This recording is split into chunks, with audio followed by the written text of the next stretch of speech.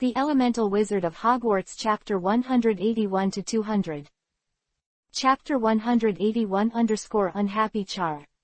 Until the next morning, Seal said that he was in a really bad mood, that he felt that he had lost the happiness of salted fish, and that Seal thought hard for the whole night last night and did not understand the inheritance of Ravenclaw. Where? Even in his dreams, he was thinking hard about the reminder that Dumbledore left him, but he just couldn't understand. The distressed expression was in stark contrast to the laughter of others in the dormitory. With a bitter face, Seal naturally no one dared to provoke Seal, so Seal was so distressed all night, until the next morning, Seal was sitting in the cafeteria with heavy dark circles under his eyes. At that time, Charles finally didn't care so much. However, after Professor McGonagall gave out the timetable, Seal's mentality collapsed again. The reason was very simple. Hermione chose all the courses as before. After Hermione was called away by Professor McGonagall, Charles suddenly remembered this passage. Originally, I still felt a little distressed about this little girl, but after thinking about it, after Hermione has the class time converter, some of her operations can also become easier, and Seal can only sigh helplessly. In his heart, Seal silently persuaded Hermione to take a few courses. After all, a course like divination, which was all about talent, was a no-brainer, even though the woman did have some talent. On the one hand, Seal was still figuring out how to persuade Hermione to let her relax, and on the other hand, Harry and Ron came up to Seal and snatched Ciel's timetable. Looking at Ciel's class schedule, which had almost nothing to do with their own, the two couldn't help but sigh for a while. After all, Ciel's homework was still very good. If they went to Hermione directly, they would inevitably be nagged. Seeing the two sighing, Seal looked at his timetable with some doubts. Magic patterns, history, magical animals, and arithmetic and divination were all practical skills, and there was nothing wrong with them. Char looked at the two people on the opposite side with a puzzled expression, and snatched the two of them's timetable. Good guy, divination and magical animals, it's done. For a while, Ciel's eyes couldn't help but look at the student scum opposite him with a bit of contempt, expressing that he was ashamed of being in the company of you and others. Looking at the undisguised contempt in Ciel's eyes, the two of them felt a little ashamed for a while, but then the two returned to their original state and looked at Ciel proudly. Ron even more brazenly complained to Ciel, saying that his magic pattern course was the most difficult elective course to pass in history. In addition, as a native pure-blood wizard, Ron even asserted that Ciel's choice of mathematical divination was useless. Charles looked at the two people who were about to write ignorance on their foreheads, and was polite, and immediately replied, Ron, you are not stupid. There is a book called Probability in Muggle Mathematics, saying it is arithmetic and divination, and it is good to learn more mathematics. Quote. Harry is also not to be outdone, saying that mathematics is useless in magic. Char laughed and threw them a chicken and rabbit cage problem, plus a 21 yuan to find a spirit for 5 yuan. Seeing that the expressions of the two of them gradually changed from disdain at the beginning to suspicion of life, and finally from suspicion of life to regret, Ciel couldn't help showing a triumphant expression. Just as the three of them were chatting nonsense, Hermione hurried in from the door of the auditorium, sat down beside Ciel, and began to gobble. Ron felt that something was wrong all of a sudden. He looked at the small room next to the staff seat that Professor McGonagall had just told Hermione to go to, and then looked at Hermione who was sitting in the seat gobbling down. Ron felt that his brain was short-circuited, and stammered, Hermione, you're not, no, I mean where did you come from? Seeing that Ron seemed to have discovered something, Hermione hurriedly swallowed her last mouthful of food and replied, of course I came back from Professor McGonagall's office, where else? After he finished speaking, he was going to take Ciel to the arithmetic and divination class. Hermione's first class had two classes, one was divination class and the other was arithmetic divination. Only Ron was still in doubt in his life. No, I mean, shouldn't you be in the little room over there? He didn't forget to point to the little room after saying that. Hermione didn't explain too much, and hurriedly grabbed Ciel, saying, you're wrong, while walking. After the two left the auditorium, the door of the hut next to the bench opened suddenly, and Hermione and Professor McGonagall walked out. Ron was already stunned at this time, and seeing Hermione sitting in the same position naturally, watching the breakfast that disappeared from his plate, he naturally took Ciel's share and ate it. Ron stammered and pointed at Hermione. You, didn't you just take Ciel and just left? Hermione frowned, then glanced at Ron opposite, and replied without panic, you remembered Ron wrong. After speaking, Hermione quickly ended her breakfast, picked up the small box that temporarily requisitioned Ciel, and walked out. As a scholar, Hermione could grab a position in the first row of the divination class. Ron, who was left with only a face of dementia, covered his head and doubted life. He didn't know if he had hallucinations or the world was too crazy. As for Ciel easily guessed the reason for Hermione's presence here, and chatted with Hermione while walking with Ciel. Have you finished your fortune-telling class? Hermione was taken aback when she heard Ciel's question, and then she was relieved. Hermione had discovered this long ago. As long as she was at school, she would be known by Ciel no matter what she was hiding. Even Harry knew about it. So did Ron. Hermione, who thought about it, glanced at Ciel and replied, you know what? Seeing Ciel nodded with a smile, Hermione replied helplessly, don't tell those two idiots, I did come here after my divination class. To be honest, it was a disaster. Seeing Hermione's appearance, Ciel immediately realized that there was a drama, and then began to flicker at Hermione's behavior of selecting all the draft classes. Under Ciel's mouth, Hermione finally decided to give up some not a very important class. For example, Muggle Studies and Divination. After all, these classes are useless to Hermione. Of course, what surprised Hermione the most is that Ciel chose arithmetic and divination, not in Hermione's opinion that Shire definitely has talented divination. Seeing Hermione looking at him with a helpless expression of wasting her talent, Ciel didn't know whether to laugh or cry for a while. His family knew about his own affairs, and the class who drank tea and watched the crystal ball was indeed true. The study does not understand. Chapter 182-Hagrid's Fantastic Beasts Lesson. Although Ciel was very cool when he mocked Harry and Ron, when Ciel really came into contact with this arithmetic divination, he couldn't help but feel a sense of regret that was difficult to calm down. In fact, strictly speaking, arithmetic and divination is really a question of Muggle probability, but how can a wizard's course be so simple? From the first class to the end of the class, I was about to talk about advanced things like game theory.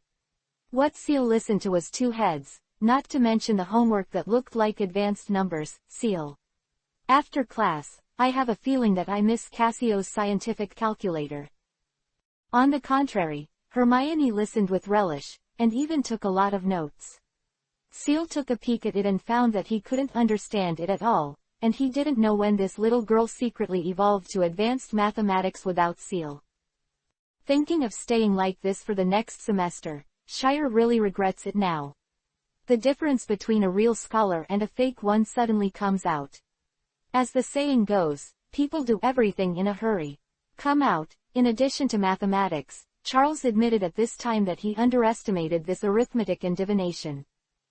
The two walked to the second class in the morning noisily, and Hermione couldn't even help looking forward to what interesting magical animals Hagrid would bring to his first class. Ciel pouted and did not answer. According to Hagrid's character, Ciel really felt that it was restrained to bring a hippogriff to class. But seeing Hermione's enthusiasm, Ciel was too embarrassed to break the girl's fantasy. After all, strictly speaking, a unicorn or something was really next to that mighty-looking hippogriff. The two met Harry and Ron, who had just finished class, in the corridor of the lobby. The two boys were swearing, and Charles knew at a glance that Professor Trorini had predicted Harry's death. Harry seemed to be in a particularly bad mood, probably because he was frightened by the prophecy of the black dog in the prophecy class. Ciel didn't say much, and Ciel, who had a bad taste, especially wanted to know what Harry looked like when he found out that the black dog who predicted his death was actually his godfather. After the two waves of people met, Harry was still immersed in the prophecy and couldn't extricate himself. Only Ron looked at Hermione as if he had seen a ghost. Hermione in the small box was mumbling, not knowing what she was talking about. Seeing this, Shire could only helplessly shrug his shoulders, then clapped his hands to attract his attention, and then began to act as a lecturer.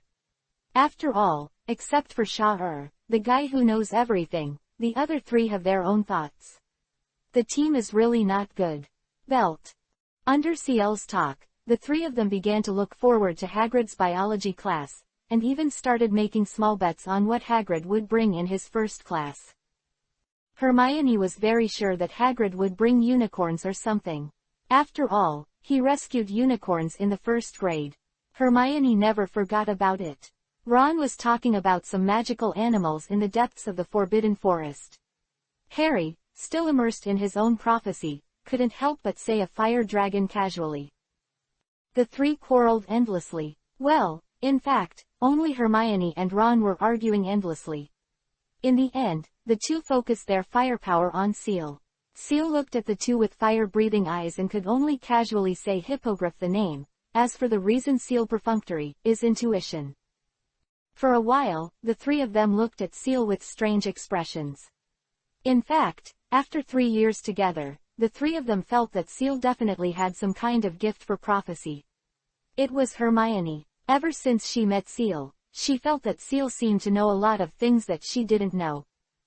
In first grade, Hermione noticed that Shire had a small notebook that no one would ever see, but now no matter how much Hermione looked, she couldn't find it. Hermione suspected that the notebook was full of CL's prophecies. The suspicions of the three reached their peak when Hagrid actually brought out the two hippogriffs. All three looked at Charles suspiciously, especially Harry, who had already begun to consider whether or not to get rid of the fact that Seal was prophesying to himself. Let's see if Trorini is right. After all, predictions are too mysterious, but Seal never makes mistakes. Seal ignored the three people with question marks on their faces and stared at Malfoy, who imitated the Dementors towards Seal and Harry across the entire field with a bad expression. I was thinking about how to teach these three people a lesson. If I hadn't been sealed by Slytherin, Malfoy would definitely have to pee his pants. Make Malfoy pee his pants. But unfortunately, Seal is still unable to do it, which makes Seal start to think about where the most obvious place Dumbledore said is. For a while, Seal was lost in thought again, completely ignoring Hagrid's lesson. When Seal regained his senses again, Malfoy fell to the ground with his arms crossed. Hagrid looked very anxious. Malfoy's little valet walked to the school doctor's office with Malfoy in his arms. Hagrid looked very sad. The second half of the class did not let the little wizards follow him. The mighty hippogriff came into contact with the winged beast, and was simply chanting the contents of the book. It was not until the end of Get Out of Class, when the classmates left Hagrid's hut and returned to the castle to have lunch, that Hagrid sat down on the ground and began to cry uncontrollably. Seal and Harry obviously noticed Hagrid's strangeness during class. At this time, the four didn't leave, and Hagrid was comforting Hagrid by his side. Especially Hermione and Ron, the two really hated Malfoy, repeatedly comforting Hagrid that it was not his fault, it was Malfoy who kept getting hurt by Hagrid's advice. Under the comfort of the two of them, Hagrid was much better, while Seal didn't say a word, all about Ravenclaw in his mind, but he was not slow at all. Seal was alone in Hagrid's hut, and with the help of Hagrid's kitchen, he cooked a large table of delicious dishes. In CL's opinion, food can heal almost any sad thing. What's more, in Shire's opinion, Malfoy asked for it by himself, and Hagrid really didn't need to blame himself like this. When Seal finished everything and opened the door of the hut to invite everyone to eat, the scent that wafted out suddenly made everyone forget their own thoughts, and even Hagrid rushed to the table and began to feast. Only Seal was still frowning as he ate his food slowly. I have to say, Seal started to feel anxious. Malfoy was injured, but his strength had not recovered yet. Seal had already begun to feel things increasingly out of control. Chapter 183_Ravenclaw Clues. As an adult, Hagrid was keenly aware of what was wrong with Seal. Seeing that everyone had almost eaten, Hagrid took the initiative to take up the responsibility of cleaning up the dishes. Then, while clearing the dishes, Hagrid cautiously and secretly asked Seal if there was any problem.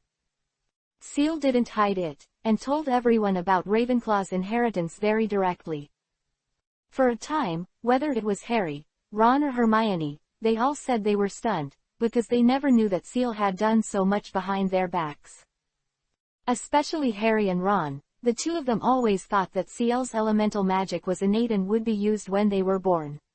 Now that they know the secret of Seal, the two are very excited and said that they can also participate in the inheritance ceremony of Seal. After all, the power of Seal looks very cool. Ron said that he had been greedy for a long time, but Hermione calmly broke the unrealistic fantasy of the two little boys. After all, even if the elemental magic is inherited, it needs to awaken talent. At present, apart from Seal, the only one who has the only way to awaken the genius of knowledge is to comprehend it slowly like Dumbledore. This is a cumulative process of time and knowledge that is inevitable for all except Seal. Hearing Hermione's blow, the two boys immediately expressed their lack of interest. After all, this thing looked like it was specially made for Seal. Ron just complained like this, and Seal's eyes lit up instantly. Ron's words all of a sudden pointed to a key issue. This is too coincidental. It was difficult for anyone to awaken elemental talent in his student days, but the Big Four did not. Without exception, they have left their inheritance, which is too weird. It's weird as if it was specially customized for the appearance of Seal. Just when Seal was still in doubt, Hagrid, who was cleaning up the dishes behind him, said, "Charles, I don't know the inheritance of the Big Four, but I do know the most famous thing about Ravenclaw. One is the crown that can bring wisdom, and the other is probably the gate of Ravenclaw House." Hearing Hagrid's words, Seal was suddenly shocked, and he was completely led away by Slytherin's secret room, and subconsciously thought that Ravenclaw's inheritance was definitely kept in a secret room. A very obvious secret room. That's how Seal fell into a vicious circle of darkness under the lights, completely ignoring the door knocker left by Ravenclaw. Seal, who wanted to understand everything, thanked Hagrid, then left Hagrid's hut in a hurry and ran to Ravenclaw's tower, leaving behind the three people who were confused and didn't know him. Hagrid looked at each other for what was the credit. Seal didn't care whether it was a lunch break or what, and ran to Ravenclaw's tower in a hurry. Fortunately, there was no one around the bronze door knocker at this time. Ravenclaw's little eagles would not waste time. Wasted on naps, they should be in the Hogwarts library now. Cheshire is so cheap.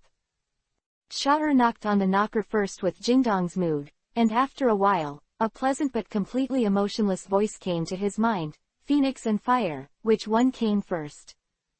Seal looked at the door knocker with a bewildered expression. Isn't that how the script was written? Shouldn't it be to identify me and then give me a clue of where to go next? What the hell is this chicken and egg problem? Seal couldn't hold back, knocked on the knocker again, leaned in and asked, "Mr. Knocker, I want to find the inheritance of Ravenclaw, but I don't know what to do next." The eagle engraved on the door knocker looked like a mentally retarded look at Seal, who came up to ask a question, and calmly repeated the previous question, which came first, the phoenix and the fire. Seal was stunned by the performance of the knocker. This thing doesn't play cards according to the routine. How the hell do I know which one is Phoenix and who first? No, I don't care about that at all, okay. Seal stood at the door and began to doubt his life. For a while, he wondered if he had made a mistake. While Seal was still thinking about something, a Ravenclaw figure slowly approached from behind and patted Seal on the shoulder, which startled Seal. "Hello, we meet again, I'm Luna. We talked last year." A stray figure came from behind Seal. Seal hurriedly turned to look over, and Luna stood there pretty behind Charles. After seeing Luna, Seal was relieved. Recently, Seal felt that his brain nerves were about to go bad, and he was always nervous. "Hello, Luna, I'm Seal, Seal Lancaster." Seal greeted Luna. "I know you, I saw you at the sorting ceremony last year. You seemed to be looking at me at that time," Luna said erratically, her voice full of ethereal, but the meaning was not so ethereal. Seal was a little embarrassed for a while and didn't know how to answer Luna's words, but Luna continued, "Is there any difficulty for you? The harassers around you are about to drown you." Seal doesn't know what a harassment is. In the original book, Luna is often like this. Seal is really not good at getting along with elf girls like Luna.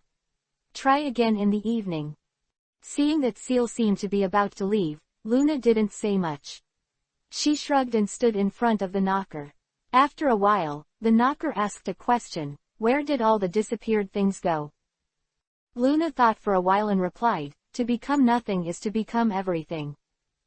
The knocker pondered for a while and then sighed, "A great answer," and then opened the door. Before entering the door, Luna didn't forget to ask Seal if he wanted to come in and visit the Ravenclaw's lounge. The Ravenclaws did not exclude others from visiting. But Seal is still very keen to grasp the point of the question. In Seal's perception, Ravenclaw's door knocker should ask a question, and it will not be replaced until someone answers this question. Otherwise, these little eagles wouldn't gather at the door of the lounge from time to time to think about the answer to the question, but it was obvious that the situation just now was not what Seal knew. After watching Luna walk into the lounge and the door slowly closed, Seal couldn't help but verify his guess again.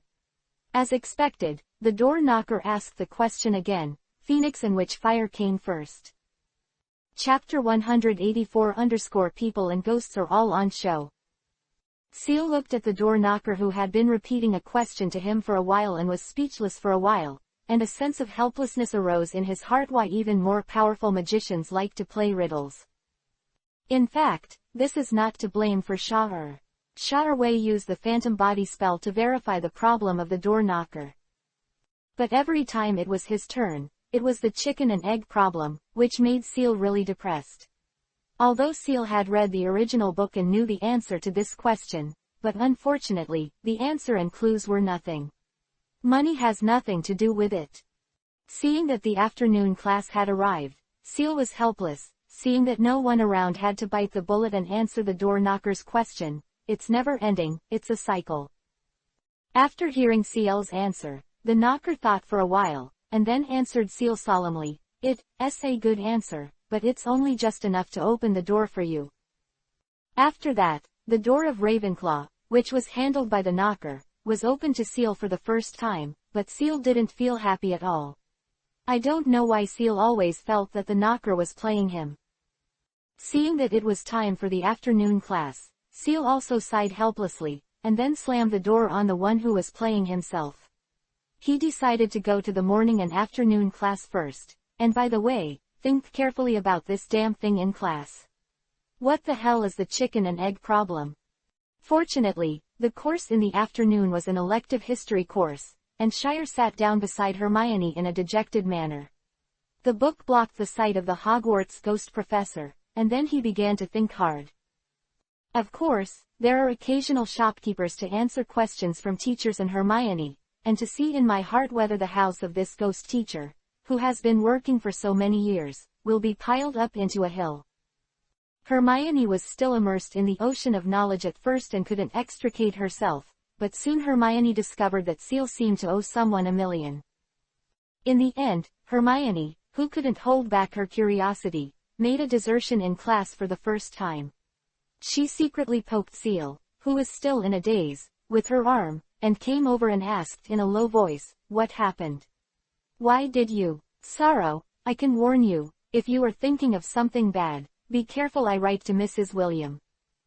Hearing Hermione's words, Seal rolled his eyes. This little girl liked to use her mother to press him since she met her. Now Seal has almost developed immunity. Well, it's just that the next time you make a mistake, you'll be beaten extra hard. From Seal's point of view, these are all small problems, but in a flash, an excellent idea appeared in Seal's head, and Seal looked left and right to make sure that no one was paying attention to him. The dog came close to Hermione and asked in a low voice, "Hermione, let me ask you a question, Phoenix and fire, which comes first?"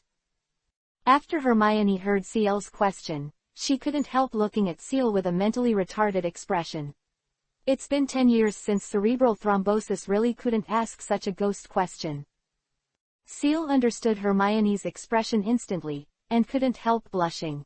He could only helplessly explain that this was one of the clues given by Ravenclaw, probably one of the clues. After hearing Seal's explanation, Hermione became interested in the 10-year-old cerebral thrombosis problem again, and began to lower her head to think. Seal didn't hide it, and told Hermione everything that happened at noon. After listening to Shire's experience, Hermione's frown deepened, and she began to think constantly. She had completely forgotten that she was taking a history class at this time. Fortunately, the history class at Hogwarts was also an endorsement.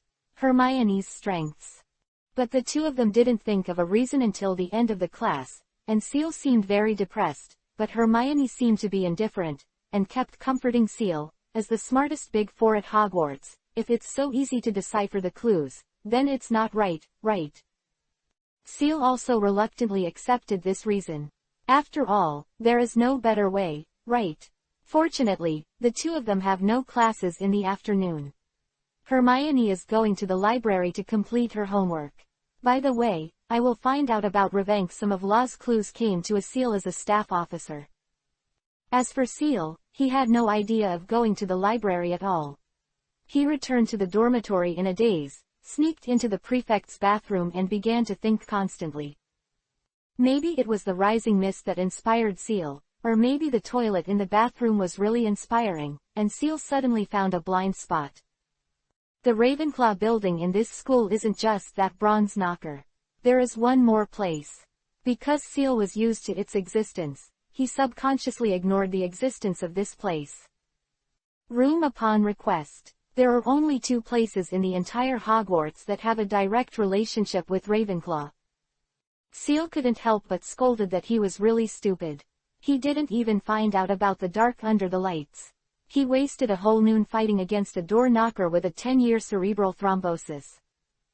After packing up and quickly putting on his clothes, Seal ran to the door of the requirement room almost like a madman, and stood there worried.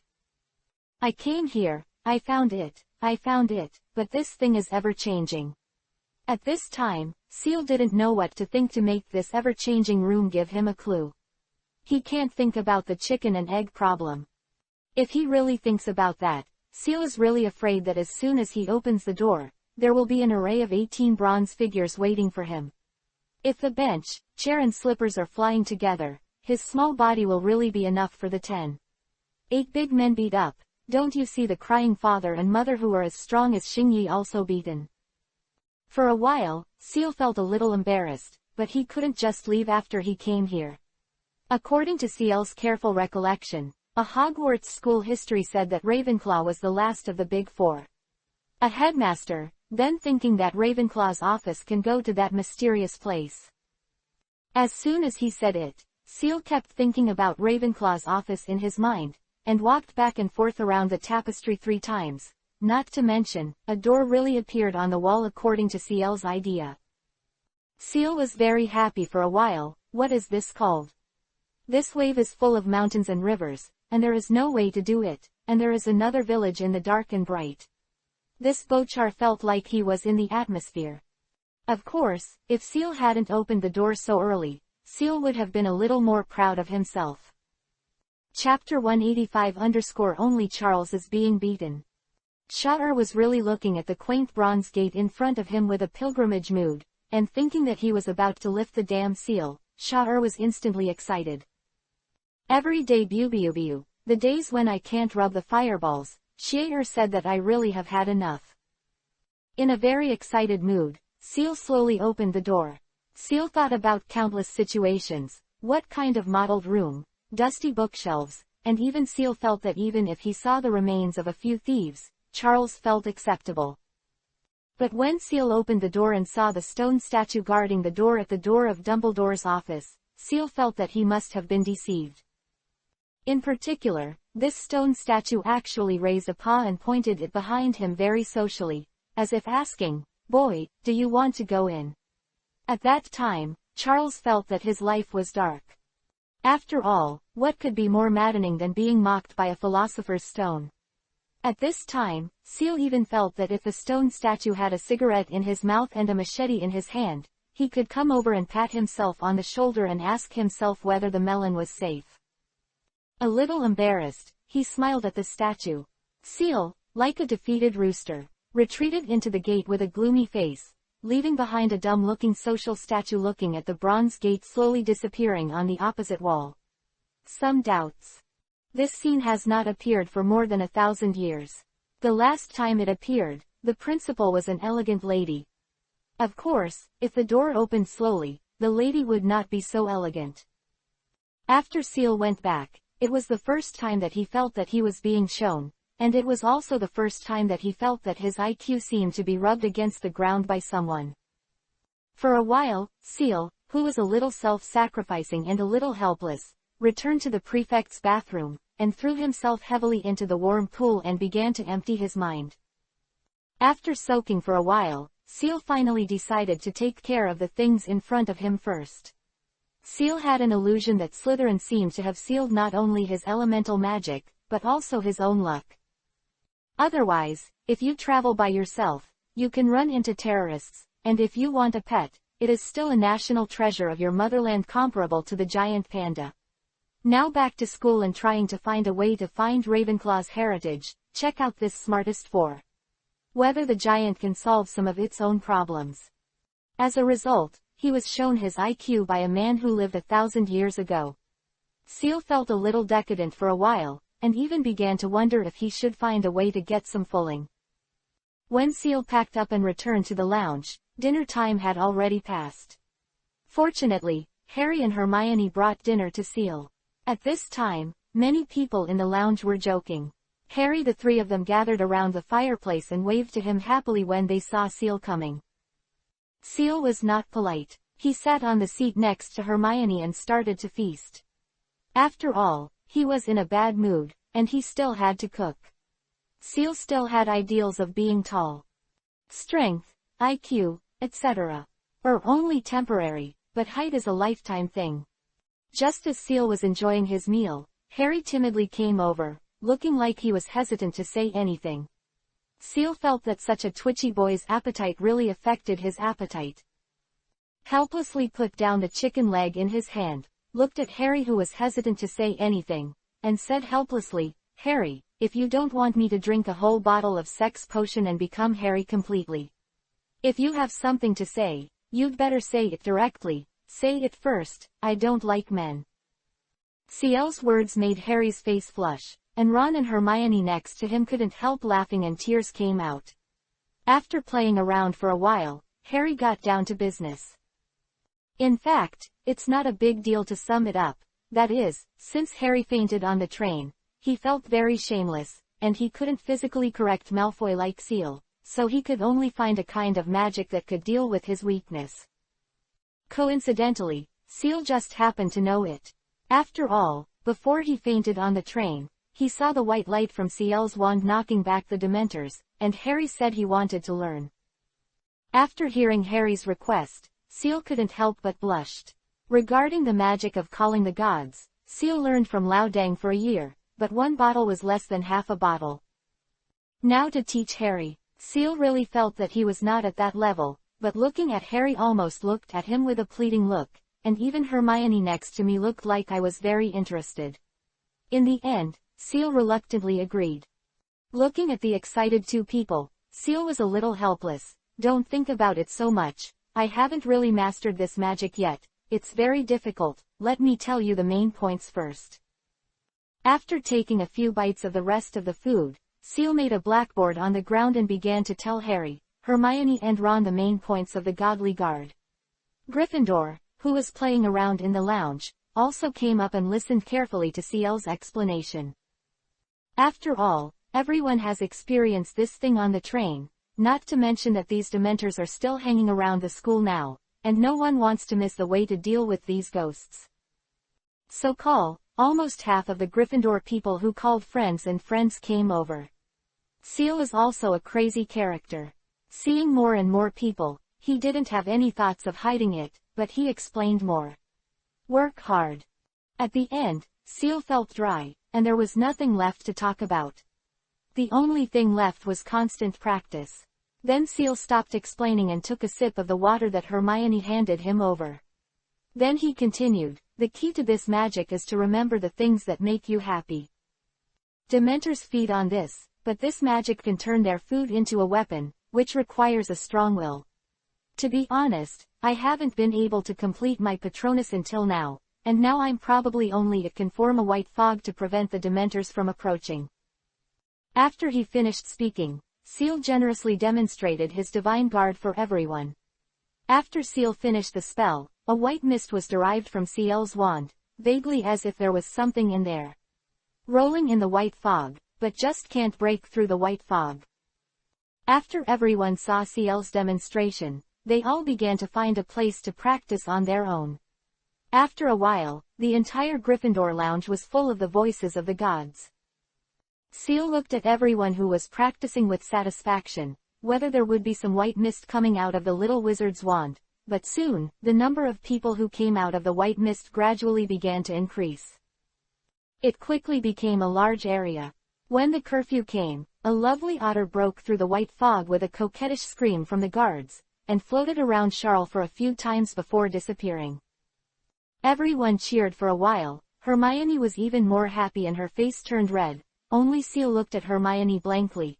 I don't know why. Seal had already packed up the mentality in the afternoon, and then again once crashed, gone. Chapter 186-Boggart. In the end, this mighty magic practice ended when Professor McGonagall appeared in the lounge wearing a nightgown and carrying a lantern. Seal would never forget the murderous expression on Professor McGonagall's face when he first entered the lounge.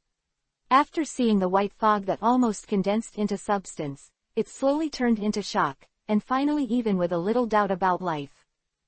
Of course, it turned into relief and joy in the end. If nothing else, in terms of the mastery of the 4 academies, Gryffindor at this time should be the first, and no one would dare to say the second. If you are not satisfied, welcome, come and feel the blinding white fog. 10 points from Gryffindor because of the noise after the curfew, but then she was arrogant. Said that as a reward for everyone practicing magic, Gryffindor will add 30 points. After this wave of operations, Professor McGonagall smiled and started urging everyone to wash up and go to bed quickly. After all, there is a class tomorrow, and practicing magic is a good thing, but it can't delay tomorrow's class. Everyone just dispersed, and went back to sleep honestly. After all, Professor McGonagall is still in a good mood. It's better to be obedient at this time.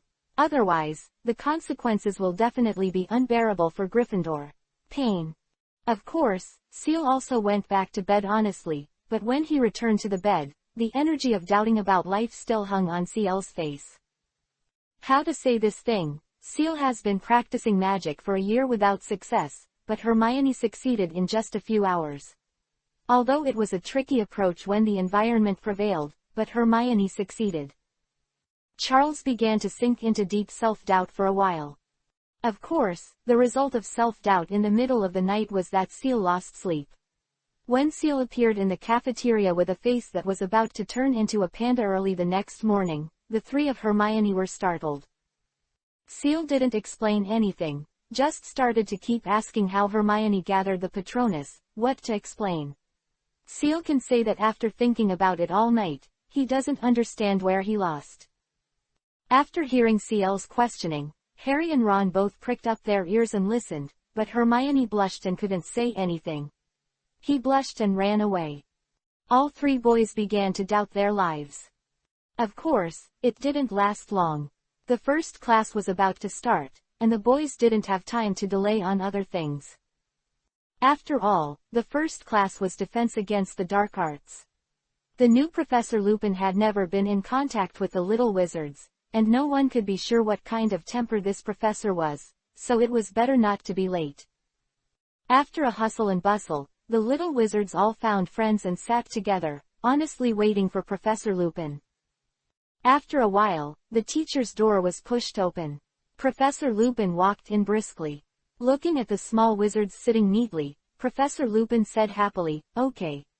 Well, it looks like everyone is ready to start our Defense Against the Dark Arts class this semester. So, let's start the first step. Put away your books and get out your wand. Then get up and follow me, today is an experimental class. As soon as Lupin finished speaking, the cheers in the classroom seemed to burst through the roof, and the little wizards began to pack up their bags with great interest, and eagerly took out their wands in anticipation of the next lesson. Of course Seal knew what was going to happen next. To be honest, Seal was looking forward to it, and he didn't know what his boggart was. Thinking of this, Seal couldn't help but start laughing. Seal has already started to think about whether to let Lao Fu wear black silk or fishnet socks. Anyway, a hot dance can't escape. I recommend everyone here again to see Voldemort, who is very wild in private at Station B, absolutely famous scene. After a while, Professor Lupin led a group of little wizards to the practice classroom he had prepared. There was nothing in the classroom, but a large wardrobe shook from time to time, as if something wanted to come out. Professor Lupin happily looked at some unknown little wizards in the classroom and started today's lesson. Okay, does anyone know what's in the closet? The little wizard raised his hand as soon as he finished speaking, and Lupin made a pleased gesture to the little wizard. Boggart, Professor, I think there is a boggart in the closet. Great answer, Thomas, yes there is a boggart in the closet. I discussed it with Headmaster Dumbledore, and he also very much agrees that you are now starting to come into contact with some dark magic creatures. So does anyone know who Boggart is? What? Professor Lupin looked very happy, and looked at Harry standing in the crowd from time to time, and occasionally glanced at Charles. Hermione raised her hand, and Professor Lupin still made a gesture of invitation. Hermione gave full play to the characteristics of a scholar, and recited all the descriptions of Boggart in the book word for word. Professor Lupin happily gave Hermione 5 points, and then began to lead everyone to practice the uncomplicated burlesque. It was a very simple spell, and everyone mastered the spell in a short time. Only some people from Slytherin Academy stood in the back and ignored Lupin's class.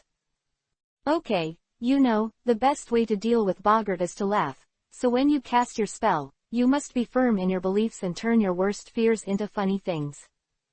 It's actually not that difficult, trust me, let me give you an example. Neville, can you please come out? Neville stood in the crowd timidly. When Professor Lupin called his name suddenly, Neville was startled, turned his head and looked around. After confirming that Professor Lupin was really calling him, Neville gritted his teeth, stood up with an expression of generosity to die. Don't be nervous, Neville, can you tell me what you are most afraid of? Professor Lupin looked at Neville very tenderly, his eyes full of affirmation. Neville also seemed to be able to sense the courage given by Professor Lupin, and answered with difficulty, Professor Snape. Neville's answer caused a burst of laughter in the class, and Professor Lupin easily resolved Neville's embarrassment. After encouraging Neville over and over again, Neville bravely stood in front of the cabinet. With the encouragement of Professor Lupin, in a short while, a confused Professor Snape appeared in the classroom wearing a Neville grandmother's costume. Seal was already laughing and rolling on the ground with his stomach in his arms, and even out of the corner of his eye, he saw some people from Slytherin Academy covering their mouths and trying to hold back their laughter. One thing to say, there is no camera now, otherwise taking a photo can definitely immediately become Professor Snape's lifelong enemy, the kind that ranks above Harry's father. Of course, this is all fantasy, but it is to be expected that our little Neville will not be so good in the future potions class. Chapter 187-Hermione's Fear. After Neville made a good demonstration, a kind of little wizards, especially Gryffindors, were very excited and liked this kind of interesting and fun class. Without the use of Professor Lupin's organization, I spontaneously formed a long line and began to prepare myself to come up and test my courage. Of course, the strength of the united little lions is still possible. The snakes crowded behind. It doesn't matter to the little snakes. Anyway, it's all their turn in this class, and they don't care about the stupid lions fighting.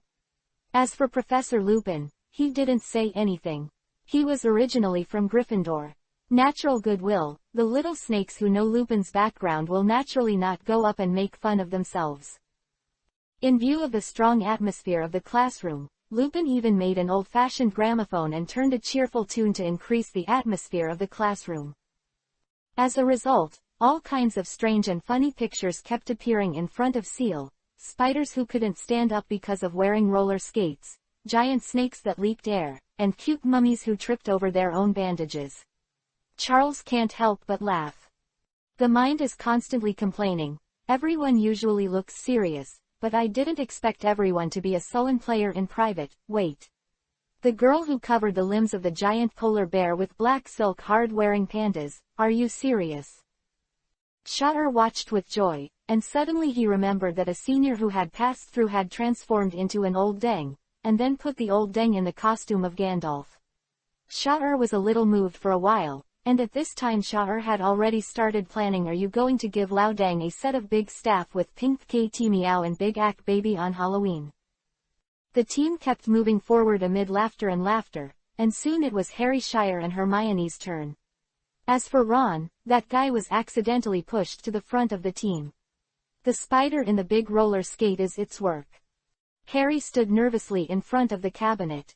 Professor Lupin seemed to want to give Harry some special care, and asked Harry in a low voice, "Are you ready?"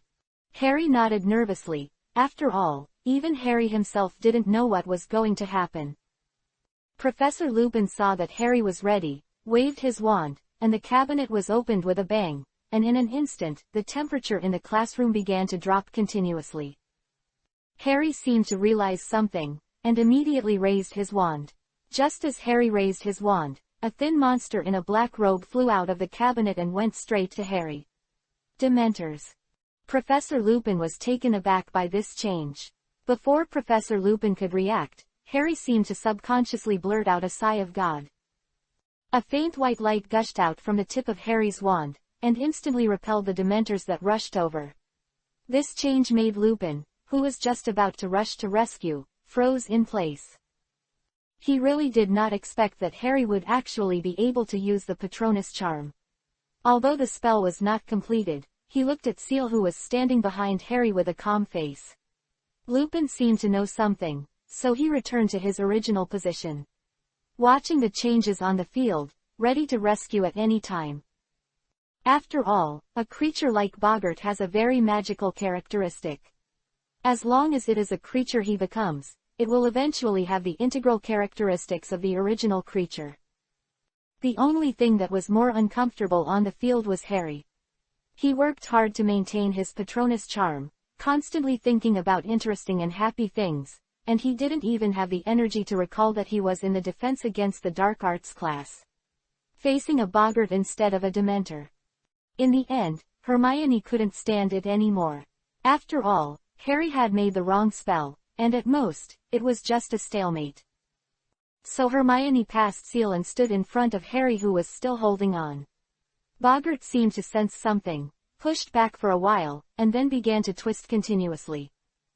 In a short while, Boggart completed the transformation, but what everyone present did not expect was that Boggart did not change anything strange this time, but Seal. At this time, Seal seemed to be decades later. His hair had completely turned white, but his face was still a delicate young man, as if time had never left a trace on Seal. Seal sat expressionlessly on a gorgeous throne, wearing a gorgeous black robe on Seal's body, against the golden crown on his head, looking at Hermione indifferently, not knowing why it turned red. His pupils are like a cold poisonous snake, without a trace of human emotion. Some are just crazy and cruel. Seeing this situation, Hermione was stunned for a while, standing there dumbfounded, not knowing what to say, and even some of the classmates behind her began to whisper. I have to say, Seal in this way is really handsome, but what Hermione is most afraid of is the childhood sweetheart Seal who gets along with each other day and night. Don't talk about others, even Seal is stunned at this time. Although Seal admits that he looks a bit handsome, it doesn't make Hermione afraid. At this time, Hermione froze all over, as if she was locked by some magic, holding her wand and staring at the adult Seal in front of her. Long time no see, Hermione. Seal, who was sitting on the throne, said calmly, his eyes seemed to be full of teasing. Whenever Seal said a word, Hermione's body was like a sieve. Shake a little, and when Seal finished speaking, Hermione's body was already shaking like a sieve, and even her face became extremely pale. Lupin quickly realized that something was wrong with Hermione, frowned slightly, returned his wand and pulled Seal, who was still sitting on the throne pretending to be aggressive, back into the big closet. Ignoring the various shaking cabinets in the closet that seemed to be an extremely angry Boggart, he immediately asked Harry and Ron to help Hermione to rest in the chairs beside him. And very thoughtfully gave Hermione a piece of chocolate, and comforted Hermione for a while before returning to the crowd. At this time, the class was extremely quiet. Everyone looked at Seal, who was standing at the front of the team, with a strange look. As for Seal himself, it seemed that the two monks couldn't figure it out. At this time, Seal's clever little brain was completely unable to deal with such a thing. Why would Hermione's fear be an adult self? Seal expressed confusion, and decided to find time to chat with this silly girl, Hermione. Chapter 188-Shire's Wrath. Lupin really didn't expect such two changes in his first class at Hogwarts, first Harry's Dementor, and then Hermione, who was terrified by Boggart. For a while, Lupin doubted whether his teaching style was so suitable for these children. When I faced Boggart for the first time, there was no such situation in the entire class. At most, it was a giant snake and a mummy like the beginning. It has to be said that the current child is really mature. Lupin couldn't help but sigh in his heart, hesitantly looked at Seal who was still standing at the front of the team. For a while he was not sure whether to continue. After hesitating for a while, Lupin decided to ask the client's opinion. Charles, are you sure you want to face your fears? Seal was stunned for a moment after hearing Lupin's words, and looked at Hermione, who was sitting on the side with a pale face, and Seal nodded firmly. Yes, I'm sure. The best way to deal with fear is to face it. Come on, Ollie. Although everyone didn't understand what Origi meant, they were also infected by Seal's courage and shouted after Seal, and even Hermione's face responded after hearing Seal's cry. A touch of blood. Lupin looked at the students who had been aroused by Seal. He couldn't say anything for a while, he could only nod his head, and made a decision in private to make a decisive move if the situation went wrong. This made Seal stand in front of the cabinet. When Seal stood up, Boggart, who seemed to be very angry, suddenly quieted down, as if he was expecting something. Such an unusual change made Lupin immediately put his heart in his throat, turned to look at Charles, and couldn't help asking, "Are you ready?" Seal was also a little nervous, but the wand in his hand gave Seal a sense of security, and nodded at Lupin. Lupin stepped back slowly and waved the wand in his hand. With a crisp mechanical unlocking sound, the door of the wardrobe was pushed open. Hermione, who was covered in blood and looked extremely embarrassed, stumbled and ran out of the closet. The moment she saw Seal, she immediately said to Seal, "Save me, Seal, please. Help." Quote. Seal just raised his wand, and was stunned when he heard Hermione's cry for help. Before Seal could react, Hermione, who was covered in blood, seemed to be caught by some invisible rope. All of a sudden it flew back to the closet. Not to mention Seal this time, even Lupin and everyone present were stunned, not knowing what was going on. But the accident didn't end. As the injured Hermione was dragged back into the cabinet, Hermione's screams came from the cabinet, but it didn't take long for the screams to stop abruptly with a dazzling green light. For a time, everyone present was stunned, not understanding what happened. Only Seal, with the green light and the screams that stopped abruptly, Seal seemed to be able to clearly hear a name in his head. The strings of reason snapped suddenly. Before Charles, whose blood pressure just came up, could speak, another hoarse voice like a snake came from the closet. "Long time no see, Charles Lancaster." After hearing this voice, Shire's string named Reason had completely disappeared at this time. At this time, Seal's complexion became extremely dark, and the face immersed in the shadows made people completely unable to see any expressions. "Ah, long time no see," Seal replied slowly with his head down. Accompanied by Seal's voice, a pale hand grabbed the door frame of the wardrobe at once, and then came out a man with no hair on his pale head. The most frightening thing was that it should have been at this time. There were two snake-like slits in the place of the nose, which made this man look like a dangerous poisonous snake at this time. As if enjoying himself, the man touched his bald head with his pale and slender fingers, as if he was sighing at the perfection of his body, and then opened his snake-like eyes and stared at him. With Charles. You should remember it. Charles Lancaster, I said what I'll do when I get back. How, do you like the greeting I gave you? The man didn't seem to be in a hurry at all, just spoke slowly. His tone was extremely frivolous, as if everything that happened just now was like killing a fly by himself. Ah, of course I remember, Voldemort. Seal slowly raised his head. At this time, there was no trace of sanity in Seal's eyes. Along with Seal's distorted face, and the roar that broke the opponent's name but still suppressed his voice, Seal's body as if he was about to die with Voldemort, suddenly a blood-red demonic flame ignited. At this time, Lupin was stunned by the sight in front of him. He never thought that Boggart of Shire would end up like this. In fact, when Voldemort first appeared, Lupin had already determined who was that person. But in order not to cause panic, Lupin insisted that he did not stop Seal, but with Seal's roar, everyone present knew who the person standing opposite Seal was. Then all of a sudden the whole class became chaotic, and the students began to squeeze out of the classroom in a panic, and even some little snakes from Slytherin joined the ranks. The only ones who didn't move were the rest of Hermione. The three of them were completely stunned, especially Hermione.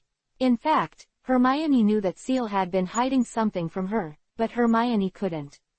Unexpectedly, what Shire did was to face Voldemort like this.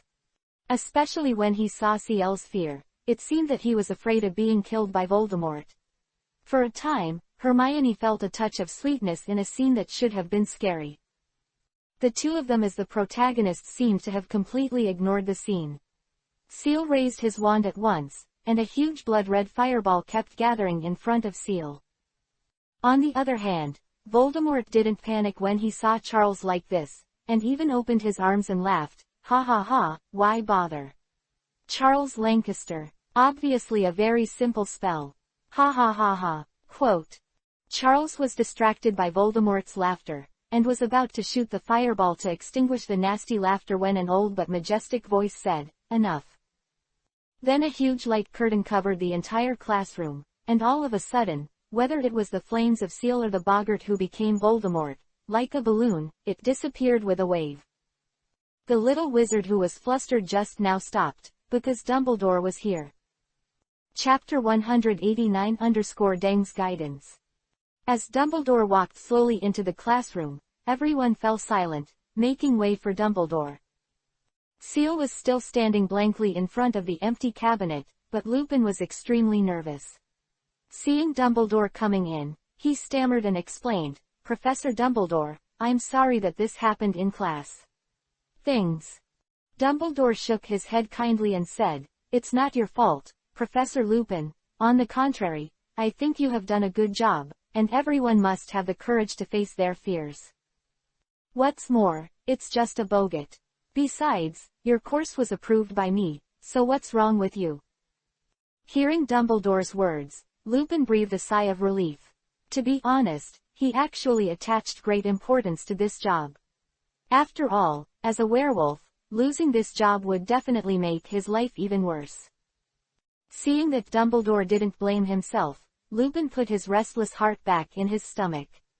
To be honest, Lupin himself was shocked when Voldemort appeared just now.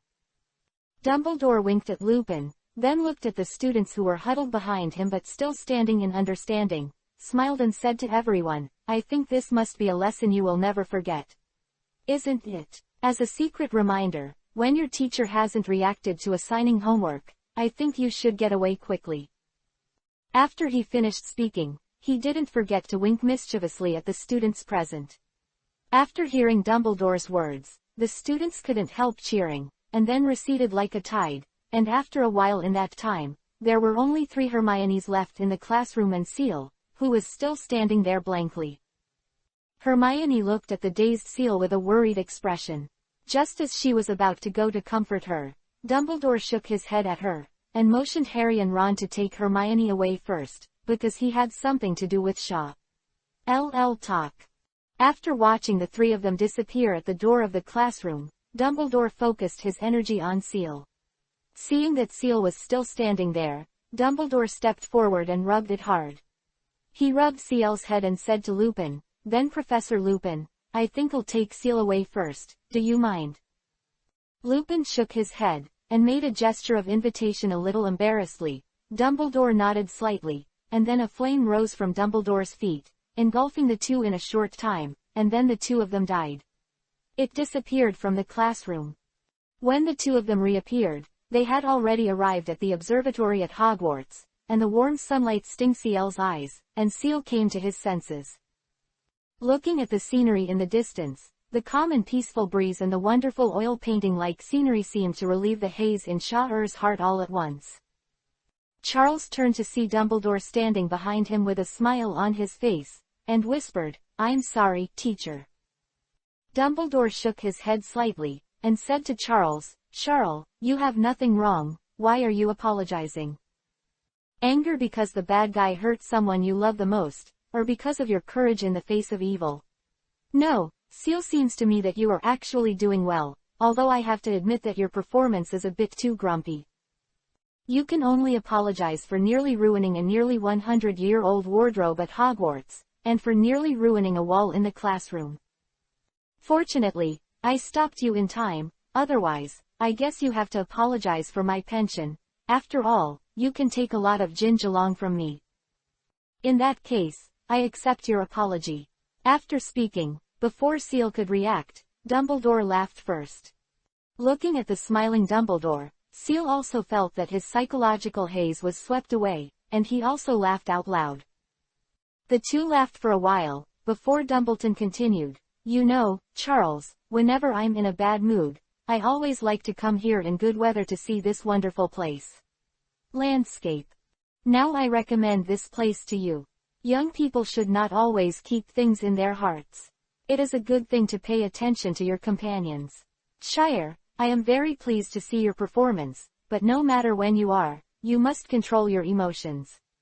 Being overly emotional can also sometimes be a trap for the enemy." After hearing Dumbledore's words, Seal nodded seriously and said to Dumbledore, "I know the teacher, and I will try my best to control it." Hearing Seal's words, Dumbledore shook his head and continued, "Seal, you have to know that no matter who it is, anyone will make mistakes, even me or Grindelwald, both of us have made fatal mistakes." "Mistake. But Charles, life has to go on, you should look forward, you can't let the shadows of the past bind you. No matter what you have to believe, the most wonderful scenery is always ahead." Seal was a little surprised when he heard Dumbledore's words, and took a deep look at the old man beside him. At this moment, Dumbledore completely lost the spirit of the strongest white wizard that the outside world said, and looked like an ordinary man. Like an old man, his eyes were full of memories. For a while, Seal didn't know how to reply to his teacher, and Dumbledore knew about Seal's embarrassment, but just shook his head, and the aura came back. "Don't worry about Seal for me, take care of yourself, take care of the people you value, and in any case, please go on with hope. The most important thing is, Seal." This time, after hearing Dumbledore's words, Charles looked at the scenery in the distance that was as beautiful as an oil painting, and finally had a sunny smile on his face, nodded heavily and smiled. To Dumbledore, "Trust me, teacher, I'll change everything." All of a sudden, the fearless Seal from the first grade seemed to be back again. Dumbledore was stunned when he saw Seal's sunny smile, and then replied with a smile, "I believe you. Seal, I will always trust you." Then he turned around and was about to go downstairs, while Seal remained where he was, looking at the scenery in the distance, as if he wanted to imprint the beauty of this moment in his mind. Just as Dumbledore was going up the steps to leave, Seal seemed to suddenly remember something and turned to look at his teacher. "Wait, teacher, can you give me some hints about Ravenclaw?" Dumbledore, who was walking down, heard Seal's question, his whole body paused, and then he smiled wickedly, and said to Seal, "You have found a place, I can remind you all you have to do is focus on the essence, Seal." After speaking, He walked downstairs without looking back, leaving only a confused Seal watching Dumbledore disappear at the entrance of the stairs. Chapter 190 _ The Story of Shire and Hermione. However, Seal, who was immersed in the beautiful scenery, had forgotten that Snape's potions class was after the defense against the dark arts class, so Snape, who found that Seal skipped class and did not come, expressed his happiness in the class. With a smug look on his face, he was about to give the annoying Gryffindor a severe deduction, but he was described by Gryffindor's classmates as being taken away by the headmaster. This made Snape's originally happy mood suddenly become extremely bad, but after simply deducting a few Lions class performance points, he gave up in a hurry. Of course, it's not unpleasant. Because of Seal, the Harry trio are uneasy, especially our Miss Know-It-All. For the first time in history, there was a mistake in the configuration of the potion, which made Snape took the opportunity to deduct a few points. Of course, the main firepower was still on Harry. Seal doesn't know about these things. Even if Seal knows, there is probably no good way to do it. Unless Harry is willing to take the transformation potion. In that case, Harry can realize that the next potions class is because the left foot first into the classroom was added 5 points of happiness. Apart from that, there was really no other way for Seal, and soon it was time for lunch, and Seal walked into the hall swayingly.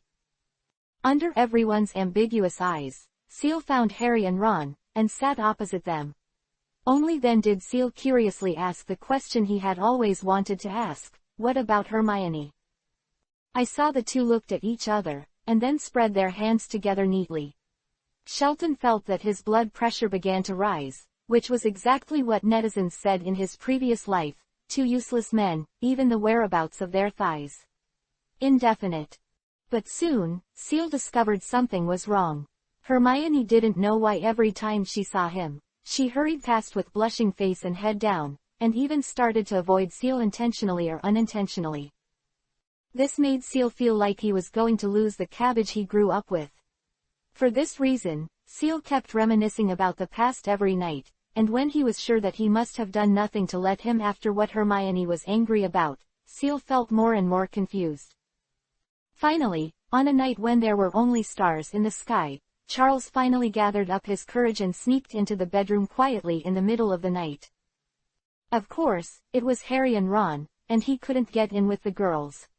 He dragged the two stupefied two sleeping on the bed up, and after using the happy charm to force the power on, the three boys were sneaking in the lounge. They discussed half-night in front of the stove. In the end, there was no reason to discuss it, especially Harry and Ron, and the two straight men of steel had a good idea. There were a lot of bad ideas, especially Ron, who even came up with the idea of going ahead and kidnapping Hermione and finding someone. Such an idea that people's place is good to ask. Seal said that his biggest mistake was to find two fools to discuss things about girls.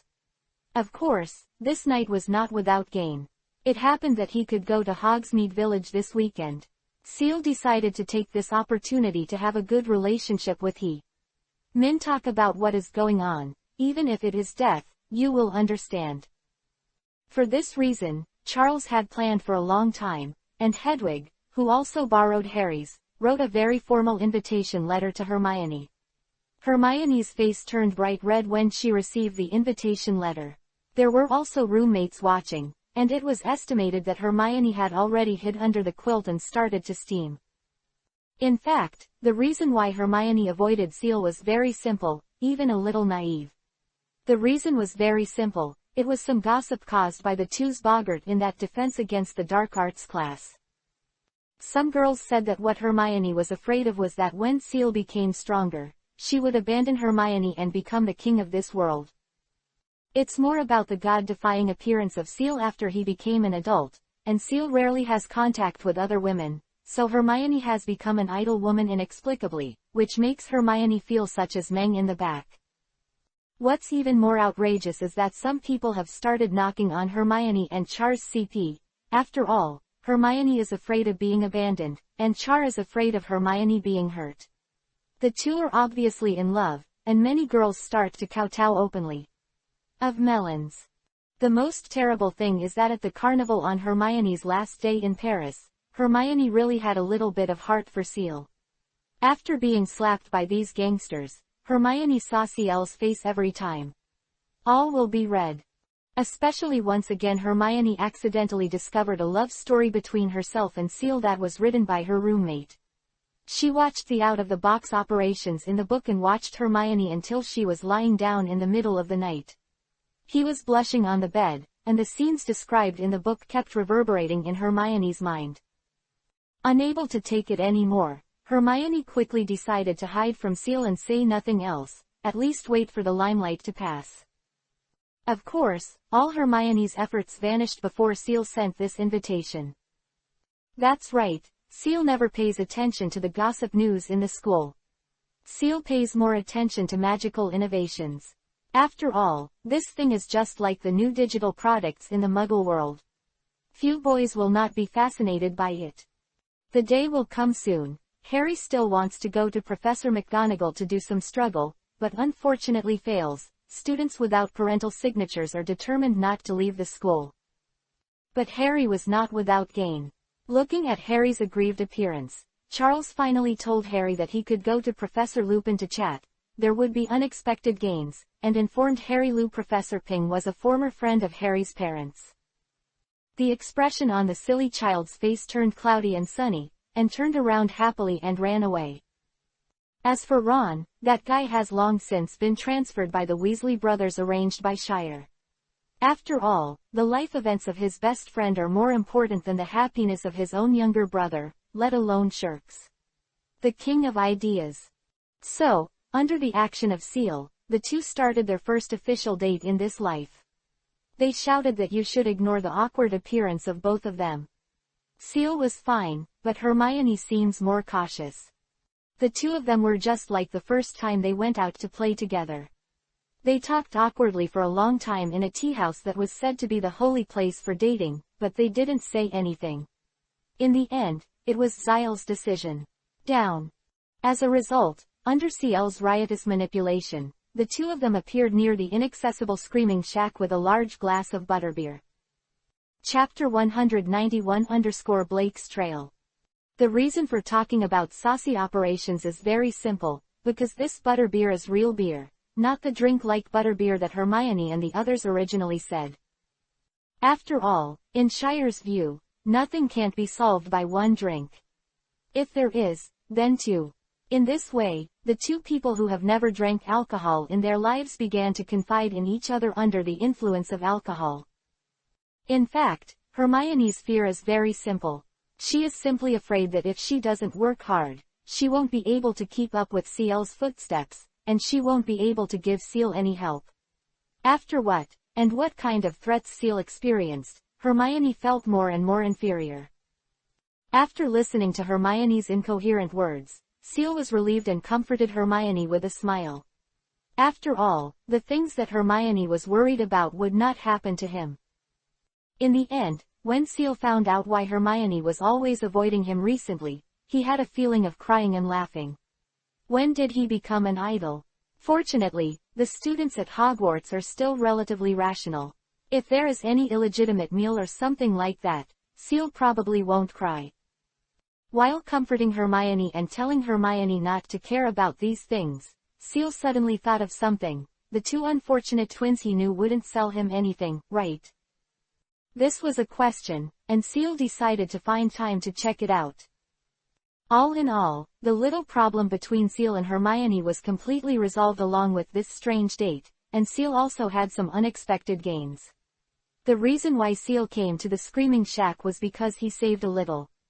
Thinking about it, I wanted to try to find out if Blake's clues could be found. The results were still very gratifying. Looking at the messy dog paw prints near the Screaming Shack, Ciel knew that Black was definitely coming to Hogsmeade. Of course, if it weren't for the lack of time at the end, Ciel still wanted to go to the Pig's Head Bar to see the legendary Aberforth, and see if the old man would rob him of Dumbledore's pension. It's a pity that Aberforth can only be postponed until next weekend. It's time to go back to Hogwarts. The two who replied to their relationship also met many friends on the way back, including many Ravenclaw girls looking at Shire and Hermione with ambiguous eyes, but the two who were unraveled were very happy. gorgeous, ignoring the crowd. The only thing that made Seal more concerned was that it was the first time that Seal saw Harry's first love, Ravenclaw's Autumn Jong, which reminded Seal of one thing, that is Ravencloric. There is a ghost in there. Helena, Ravenclaw's daughter. Others may not know everything about Ravenclaw, but this one is absolutely clear. Shatter suddenly felt that his mood became better and better, and he went straight to the core of the problem, and he no longer had to play riddles with Loudang. Seeing Seal, who was so happy all of a sudden, Hermione was still a little puzzled, but no matter how Hermione asked, Seal always thought of something good or solved some riddles. This made Hermione a little puzzled, and even secretly wondered if Dumbledore had given Seal another test or task. When everyone happily went back to the school, Seal suddenly found Harry, who had become a hopeful stone, at the gate of the school, and Ron kept rubbing salt on Harry's wounds, telling them all the time how fun it is to play Hogsmeade.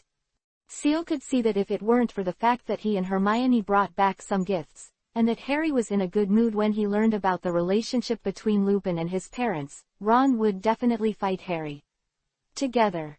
Everyone was perfunctory in Harry's perfunctory. Ron was that after dinner, they were ready to go back to the lounge to sleep. After all, everyone was a little tired after walking around all day, especially Hermione. Using a time turner, today is the first time I have come into contact with alcohol. At this time, Hermione was already sleeping soundly on Seal's back. As for Seal, she could only start complaining about the stairs of Hogwarts on the road. One thing to say, every time climbing the stairs is the pain of Charles's life, and Seal has even begun to doubt that if it wasn't for the Hogwarts feature of this spiral staircase, would those professors simply do it from the Muggle world? Some elevators are installed. Everyone just came to the door of the dormitory, and everyone realized that something was wrong. For some reason, everyone was standing in front of the portrait of the fat woman at the door of the dormitory, chatting non-stop. Harry's subconscious reaction was that Neville forgot again. Password. After hearing Harry's subconscious reaction, Neville, who was standing behind Harry, resisted dissatisfiedly, "Hey, I'm here." This made Harry a little embarrassed. Before a few people walked in front of the portrait, some senior students began to maintain order. After a while, Dumbledore, Professor McGonagall, and other professors all came to the portrait. Before Seal and the others also crowded in front, and a huge scratch appeared on the portrait, and the fat woman in the portrait was dead. When Dumbledore saw this picture, he immediately called the ghosts to search the portraits of the whole school and found the fat woman. Jong painting. After a while of Dumbledore's questioning, the fat woman said Black's name in an aria. Dumbledore immediately ordered that all the students return to the auditorium, and all the school staff immediately start patrolling the school. Be sure to find Blake. Seal hid in the crowd and watched Dumbledore's performance. I have to say, if the old head dang retired and went to Hollywood, he could get a Best Actor, if it wasn't for Seal clearly remembering that Dumbledore was in the principal's room when the school started. With what he said, Seal would have thought that the old dang at this time was absolutely insane. Just as Seal turned to discuss with his friends why, even though she was so frightened, the fat woman still kept the aria that started this semester together, Dumbledore's voice rang out again. "Charles, is Charles Lancaster here? I need you to follow me around." This time, Shatter, who was hiding in the crowd and wanted to fish, had nothing to hide, so he could only stand up with a wry smile. But before Seal could speak, Professor McGonagall took the initiative to oppose Dumbledore's decision. "I don't agree. Dumbledore, Shire, he's just a student. He can't be on the teacher's tour. He's too young." While talking, he did not forget to protect Seal behind him, glaring at Dumbledore like an angry lioness. This was also the first time that Professor McGonagall rejected Dumbledore's decision. Chapter 192-Char the Fish. Seal was a little moved for a while. After all, it is reasonable to say that he is doing sabotage from time to time, and the last time he is secretly supporting the existence of the Sabotage King twins, and Professor McGonagall actually protects him at a critical moment. This made Seal very moved. Just as he was about to open his mouth to thank a wave of his dean, Dumbledore interrupted Seal by speaking in advance. Trust me, Minerva, Shire is definitely capable of patrolling.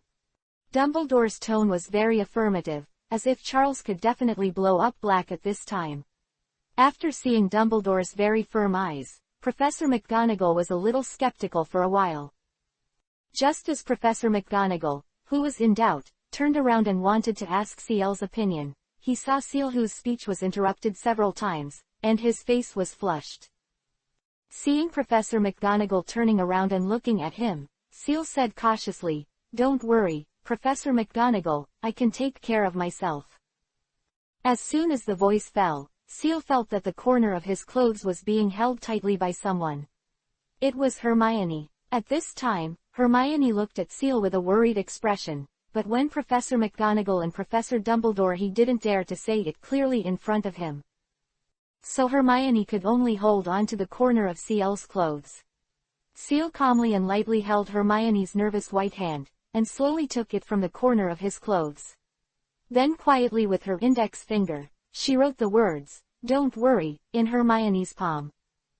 Professor McGonagall was still a little hesitant at this time, and Charles said with a smile, "It's okay, Professor McGonagall, trust me, teacher, I'll go back to the hall with my classmates first, and then come to you, okay?" Dumbledore nodded, and waved his hand to signal Ciel to go. Ciel's care was enough to hide from Old Dang.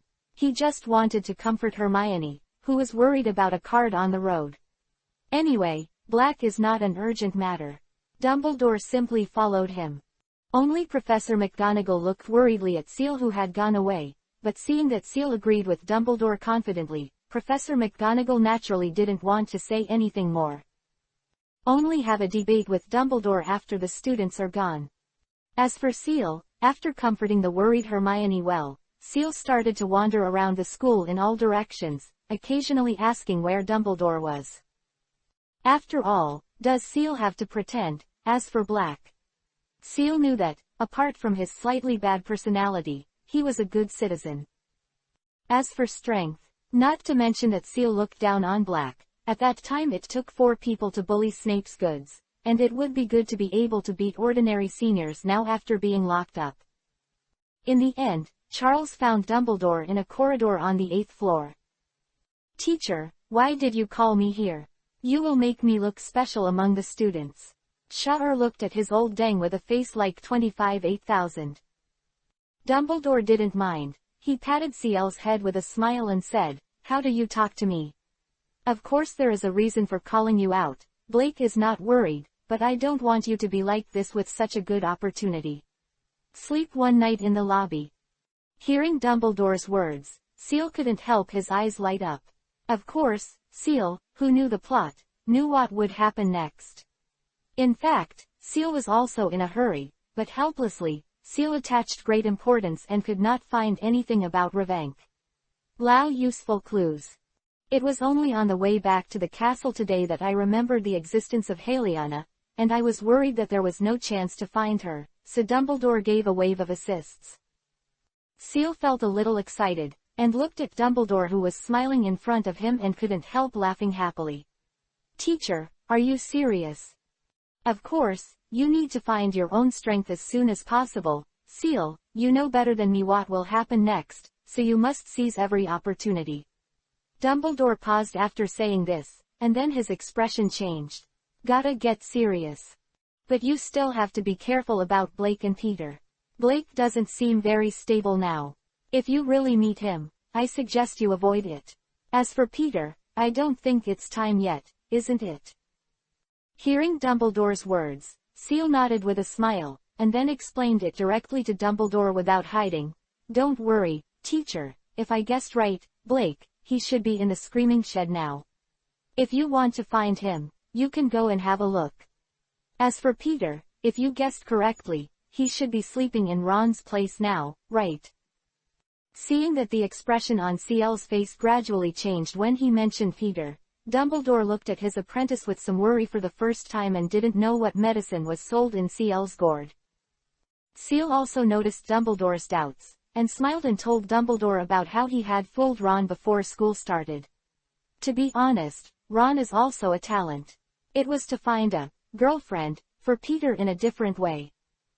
Poor Peter just started the inhumane behavior of the sun rat under the deceit of Seal. Until now, the result is that apart from being forced to exercise by Crookshanks, Peter spends the rest of his time either eating or sleeping. Not sowing seeds. But there is one thing to say, under the operation of Seal, the chubby mouse Peter has miraculously become a lot slimmer. At least it looks like a normal mouse, not the original half-dead looking one. Fat mouse. After Seal finished, even Dumbledore couldn't help laughing, and poor Peter's life was no better than Azkaban. After telling Seal to pay attention to safety, he turned around and started to patrol the castle, but Seal looked at Dumbledore's direction and didn't know why Seal always felt that this was the direction to the kitchen. Shaking his head to drive these unrealistic thoughts out of his mind, Seal began to run towards Ravenclaw's tower. After all, time was limited, and there was only one night, and Seal didn't want to waste it. In the hall, the students began to bustling, especially the Gryffindor students, without exception, began to discuss the strength of Seal.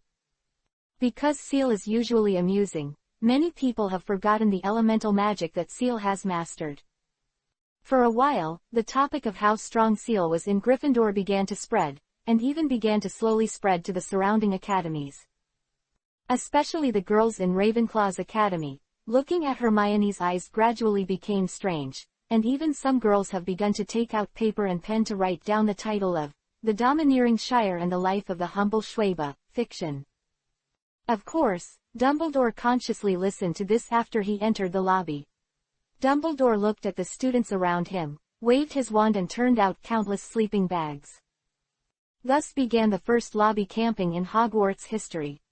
Everyone was very excited, and began to call friends and friends, looking forward to whispering at night. Even some couples got together, blushing and found a corner to put their sleeping bags. Only Hermione pulled Harry and Ron to a position closer to the gate with a worried look. Harry and Ron didn't say anything, especially Harry, who felt a little guilty at this time. The three of them looked at the door with worried expressions, expecting that Seal could come in through the door earlier. Chapter 193-Lady Helena of Ravenclaw. At this time, Seal didn't even know that in the lobby of the school, his three little friends were waiting for him with worried faces, and he didn't know what Dumbledore's words did to the little wizards present. Shock. At this time, Seal was already in an excited mood, like a wild horse running wildly towards Ravenclaw's tower. My mind is only thinking about how to set up our Lady Heliana later. After a while, Seal ran to Ravenclaw's tower and looked at the bronze door knocker in front of him. Seal felt a little pained for a while, but for nothing else, he didn't think about it until he saw the door knocker. Get up, Ravenclaw's knocker's piss. That is a contestant who shuts himself off as soon as a word disagrees. A large group of students are standing at the door and thinking about problems. This is already a big sight in Ravenclaw.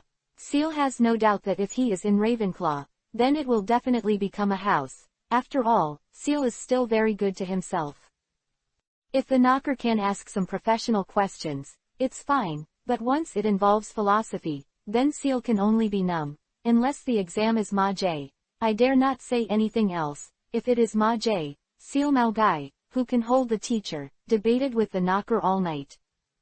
Fortunately, Knocker doesn't know why facing the Seal is always the same question, which came first, the phoenix or the flame? Shaor looked at the door knocker with some doubts in his heart. For a while, he wondered if the door knocker was a little dead, but his body was very honest and couldn't help but get excited. This thing is simple, after all, he answered it himself. After giving the answer very simply, the door knocker answered Seal in the same way. It's not bad, but it can only open the door. But it doesn't matter to Seal, just open the door. In this way, Seal walked happily into the Ravenclaw Tower. As soon as I entered the Shire, I was amazed by the decoration of the Ravenclaw Tower. Different from the enthusiasm of Gryffindor, all the furniture in the lounge was slightly worn and solemn. As soon as I entered, I felt that there was a 1,000-year round table meeting held feeling. Ravenclaw's lounge looks fresh and elegant, and the blue and gold color scheme seems to add a lot of fresh elements to the lounge, as if it came to the clouds all at once. The lounge is surrounded by Ravenclaw's 1,000-year-old collection of books, as well as notes left by students over the years.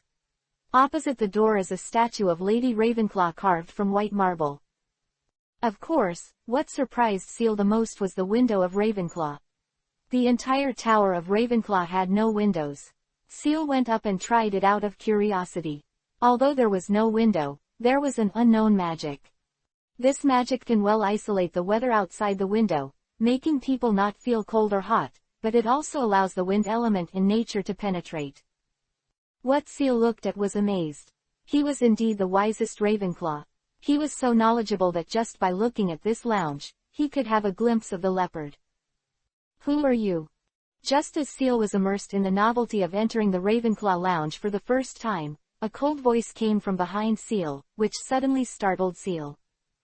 Seal immediately took out his wand and turned to look, only to put down his guard when he saw that it was the Lady Halion that was his target. I'm sorry to bother you. I'm Charles Lancaster, Dumbledore's apprentice. Seal bowed slightly to the tragic girl and began to introduce himself. Helena obviously knew about Seal. After hearing Seal's self-introduction, Helena also put down her guard. After all, the order she received was to guard Ravenclaw's tower. Once she found a suspicious person, she immediately reported to the headmaster.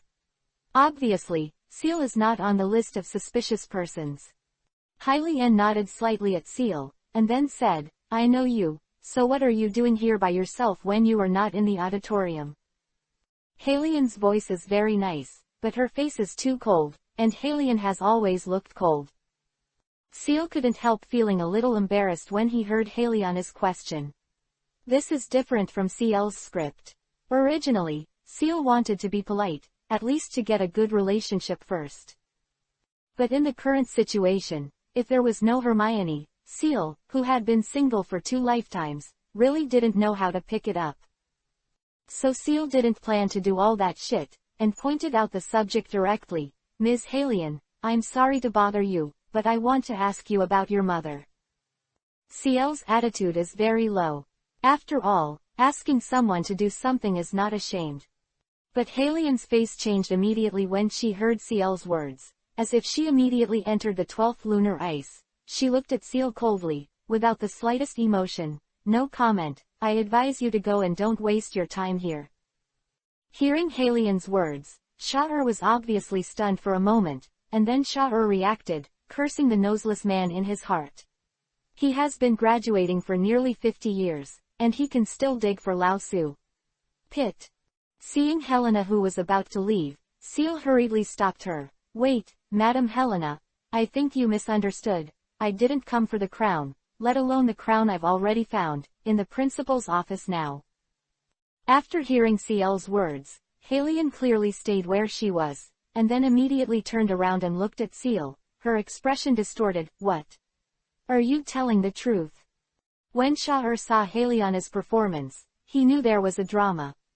After all, this thing has become Halion's heart disease. He died because of the crown 1,000 years ago, and he regretted because of the crown 50 years ago, until now.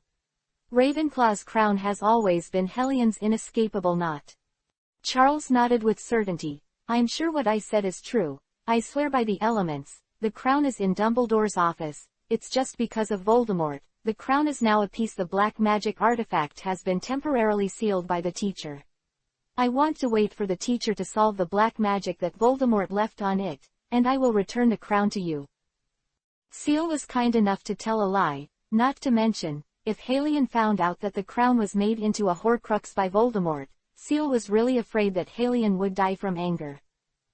After receiving the protection of Seal, Halion's entire ghost seemed to have obtained some relief. Her complexion finally eased, and her mouth was constantly chanting words such as great, great, and so on. Sha'ur looked at Halion in front of him with some discomfort. He wanted to comfort this miserable person, but he didn't know how to speak. In the end, the 1,000 words could only be turned into a heavy sigh. Chapter 194-Rowena Ravenclaw's Past.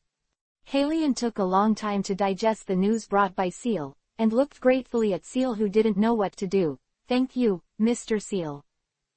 Halion performed an ancient court etiquette to Seal, and Seal also bowed slightly, feeling mixed for a while, not knowing whether to thank Voldemort for burying the mine or to resent Voldemort for burying the mine.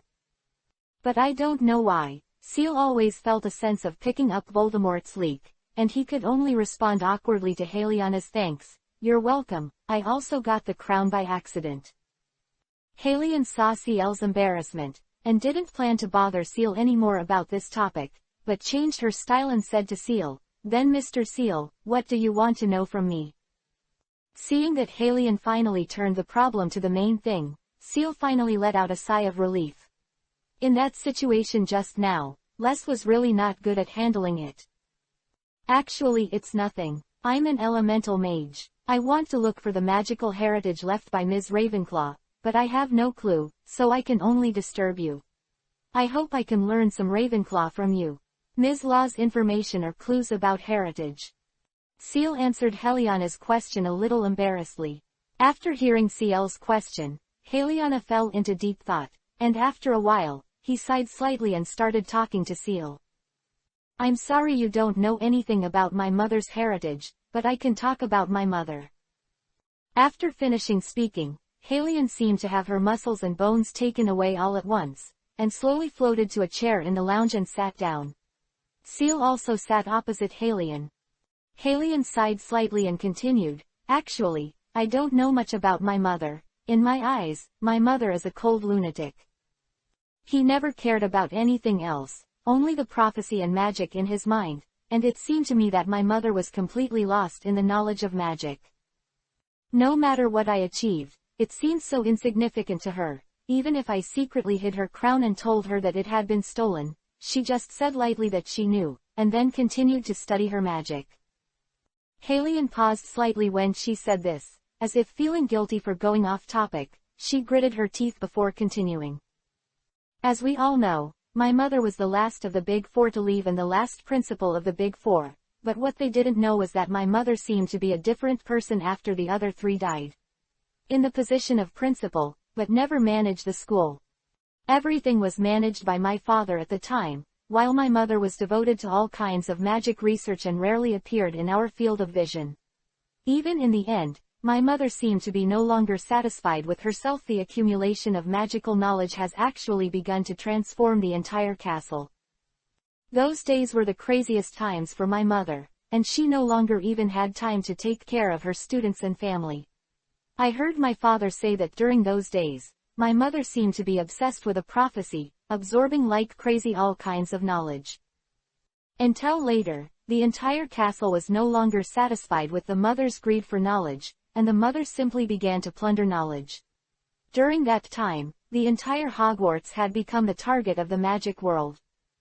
Fortunately, my father still endured the pressure and led the students and teachers to withstand wave after wave of attacks.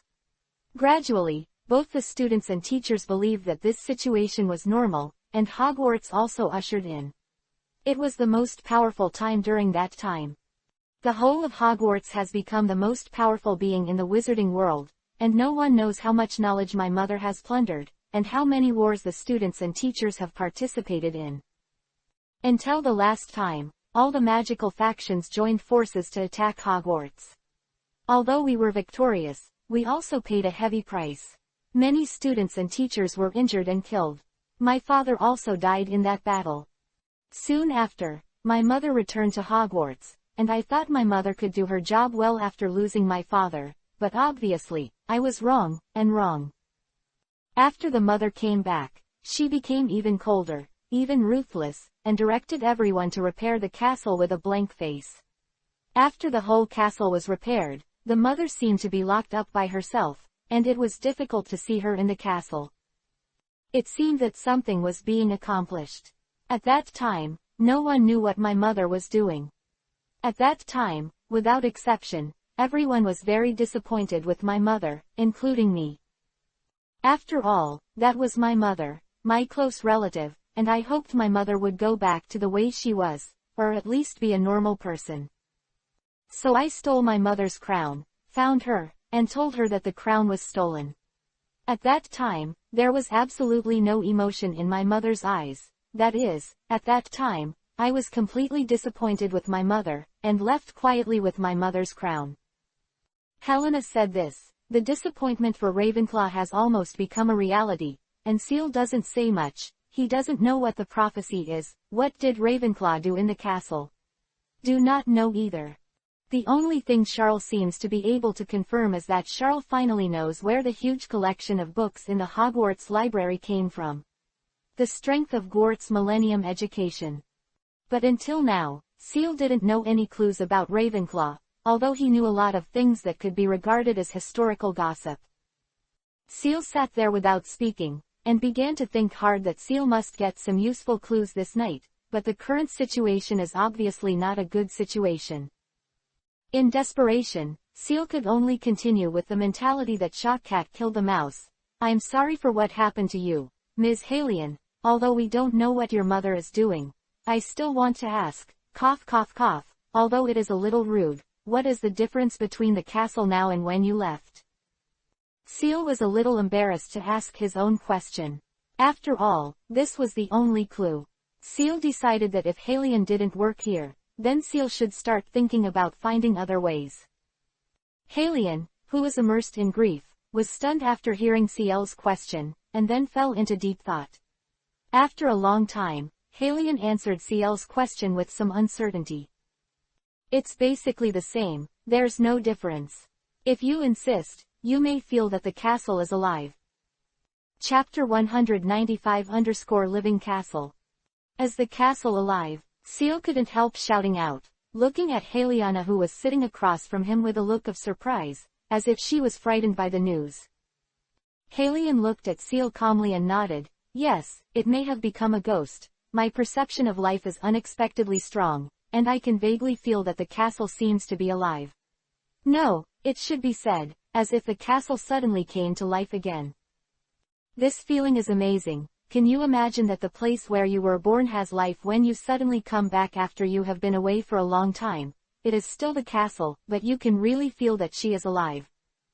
Seal was about to be surprised by this news and didn't know what to say, and even began to have some doubts. It stands to reason that in the magical world, no matter what unscientific things happen, it is possible, but the castle of Hogwarts is still alive. The matter of coming here still broke Seal's three views. Could it be that you feel wrong? You know, after all, you have been away for a long time. I mean, after all, this place is 100 years away from the time you lived in. It may be this familiar and deep feeling that makes you illusion. Seal still couldn't believe this assumption, and asked his doubts with some doubts. Helena shook her head gently, then replied with a smile, No, it sounds strange, but now the castle really gives me a feeling of living in my mother's arms. You know, a real mother, not later Ravenclaw. So I'm pretty sure everything I've said. The castle is different, but where I don't know, it feels like it's alive. Maybe you can ask the other ghosts. After listening to Haliana's explanation, Seal's expression suddenly became very exciting. No one would have thought that the castle where he had lived for 7 years turned out to be alive. Seal stood up in frustration and prepared to leave. After all, a lot of time had passed tonight. Although Seal learned an extremely shocking news, it could not help Seal to find the inheritance of Ravenclaw. Seeing that Seal said his farewell in frustration, Halion felt a little embarrassed at that time. After all, Seal helped her untie a knot in her heart, but she didn't help Seal at all this night. Just as Shire walked to the door of the lounge, Halion seemed to suddenly remember something, and immediately called Shire. Wait, Mr. Lancaster, I remember something, maybe a little help for you. Hearing Haliana's voice, Seal turned to look at Haliana with some doubts, as if wondering what was going on. Helena thought about it and said, If I remember correctly, there is a secret room behind the headmaster's office, where there are 2 books. One is the Hogwarts freshman record book, and the other is the book of each generation. The school history that the headmaster has to complete, the real school history. I think these should help you, Mr. Lancaster. After a pause, Helena continued, I remember reading that book from a distance when I was a child. Unfortunately, because of my mother's reasons, Ravenclaw was ghost-ridden by my father when he was the headmaster. But I don't know what is specifically recorded in it. I hope it can help you.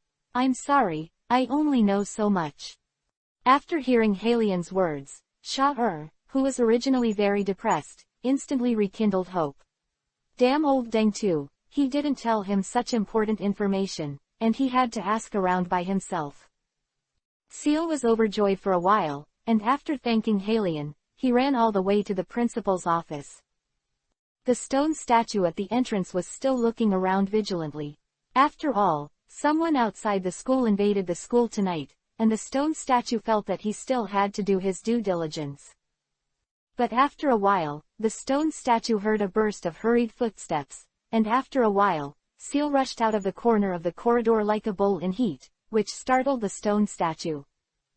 Originally, the stone statue still wanted to perform his duty as a doorman, but seeing that Seal's eyes were starting to turn a little red from staying up late, the stone statue was still very interested in getting out of the way before Seal rushed in front of him. On the way. The reason is very simple. The stone statue is not stupid. Seal's magic power can be said to be unconventional in the whole of Hogwarts. It is difficult to disguise it, not to mention looking at the appearance of Seal. The stone statue has no doubts, if he dares to control Shah. If you want a password, then Seal will definitely dare to use the fragmentation or blasting charm on himself. Without the obstruction of the stone statue, Seal rushed into the headmaster's room almost without hindrance. At this time, because Dumbledore was maintaining order in the lobby, there was no one in the office, not even many portraits.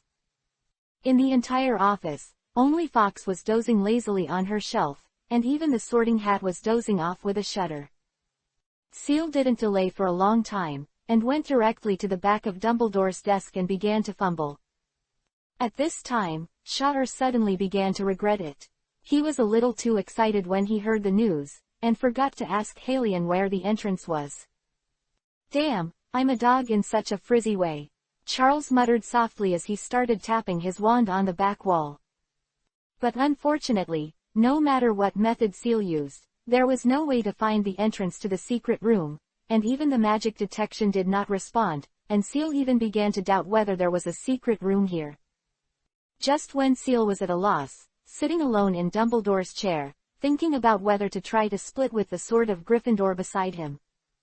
The door of the principal's room was pushed open at once. Dumbledore walked in, and saw Seal sitting in his seat thinking about something, his eyes still looking at the sword of Gryffindor in the showcase from time to time when Dumbledore felt that his heart disease was about to start turning over.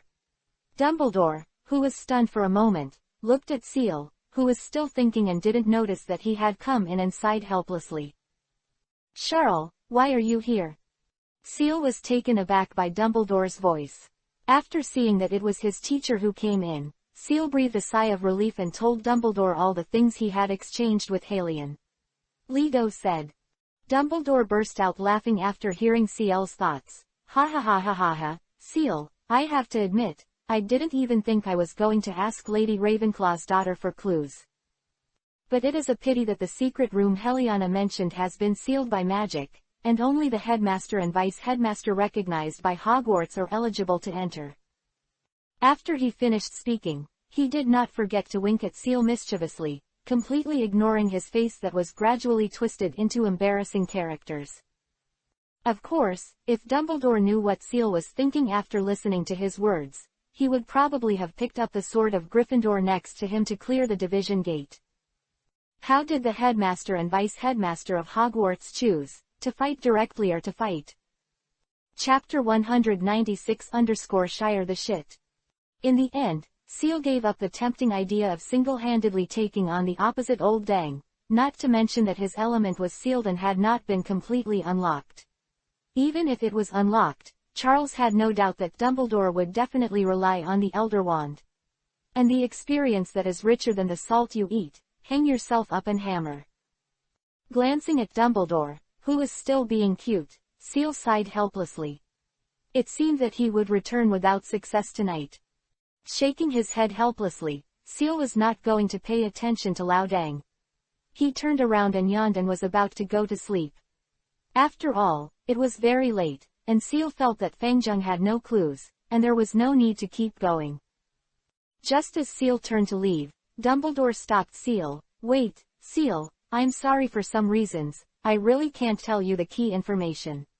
But you must remember, Seal, the source must be seen clearly through things. Quote. While talking, he didn't forget to tap the table with his fingers constantly, and Seal looked at the strange Dumbledore with some doubts, as if he suddenly understood something. Nodding his head and saying hello, he backed out. When Seal backed out, Dumbledore slumped on the chair with a wry smile, feeling the elements and magic of his own riot, and then said with a wry smile, "It's not a leak, is it?" After speaking, he shook his head and turned to go upstairs, not knowing what to do. On the other hand, on the side of Seal, after seeing Dumbledore's strange behavior, Seal realized something, but he couldn't say why. The helpless Seal could only walk slowly on the corridor, while thinking about the reminder that Loudeng gave. Origin. The origin of what? The wind of Ravenclaw, or the origin of the elements? No, table, Hogwarts. Hogwarts. But what is the origin of Hogwarts? Although Helena said the castle is alive, but it is too fantastic. If it is alchemy, even if Nick is dug out of the earth, it will not be possible to make a castle. Quote. Seal muttered while thinking, and was even so fascinated that he had completely abandoned the function of finding a way. In other words, where he went was entirely dependent on his own legs. Anyway, he made sure not to fall or hit the wall. Just as Seal was walking aimlessly and thinking, suddenly, a loud noise began to come from the wall on the left of Seal, as if a whole construction team was working in the wall. The sudden sound startled Seal, and Seal subconsciously pulled out his wand and aimed it at the source of the sound, and then slowly came back to his senses and looked at the surrounding environment. For some unknown reason, the place where Sha'ur was at this time turned out to be in front of the door of the room of requirement at the end of the corridor on the 8th floor. At this time, the wall opposite the tapestry was squirming frantically, as if something was about to come out of the wall. Seal was a little nervous for a while, and he didn't dare to say anything else. There was only one thing that Seal dared to pat his chest for sure, that he had never experienced the tapestry 3 times just now. Pop out by yourself. Seal felt that he had absolutely no such good luck. At this time, Seal was a little nervous and pointed his wand at the wriggling wall opposite the tapestry. Seal swore that if this thing wanted to attack him in the slightest, Seal would definitely. The merciless thing is to go up to the max. At this time, Seal was full of thoughts that Halion had told him that the castle had come to life. Of course, it would be better if the sand value could not be lost. Under Seal's nervous gaze, after a while, the wall stopped squirming, and the bricks on the wall began to fold, deform, and retreat. After a short while, a majestic bronze gate appeared in front of Charles. Seal looked at all of this in a daze, feeling that his brain was starting to run out of time tonight, but his strong curiosity still prompted Seal to go forward and have a look. After all this happened so suddenly, so amazing. Damn it, all the people in horror movies are curious guys like me. Seal couldn't help but scolded him, and after giving himself courage, raised his hand and released a lighting spell. With the most powerful magic power of Seal's level, Seal succeeded in making the lighting spell look like the little sun, and the dazzling white light illuminated the entire space at once. Only then did Seal clearly see the gate that appeared across from him. It was a rusted bronze gate that looked very historic. Dilapidated but very delicate, this was Seal's first impression. As he approached carefully, Seal discovered that there was a huge door lock on the door, dragging a huge bronze latch horizontally inserted in the middle of the door, engraved with the Hogwarts crest. Seal suddenly became interested, and he didn't dare to say anything else. There has never been such a door in the room of requirement. Even if the request was outrageous, it was an ordinary wooden door.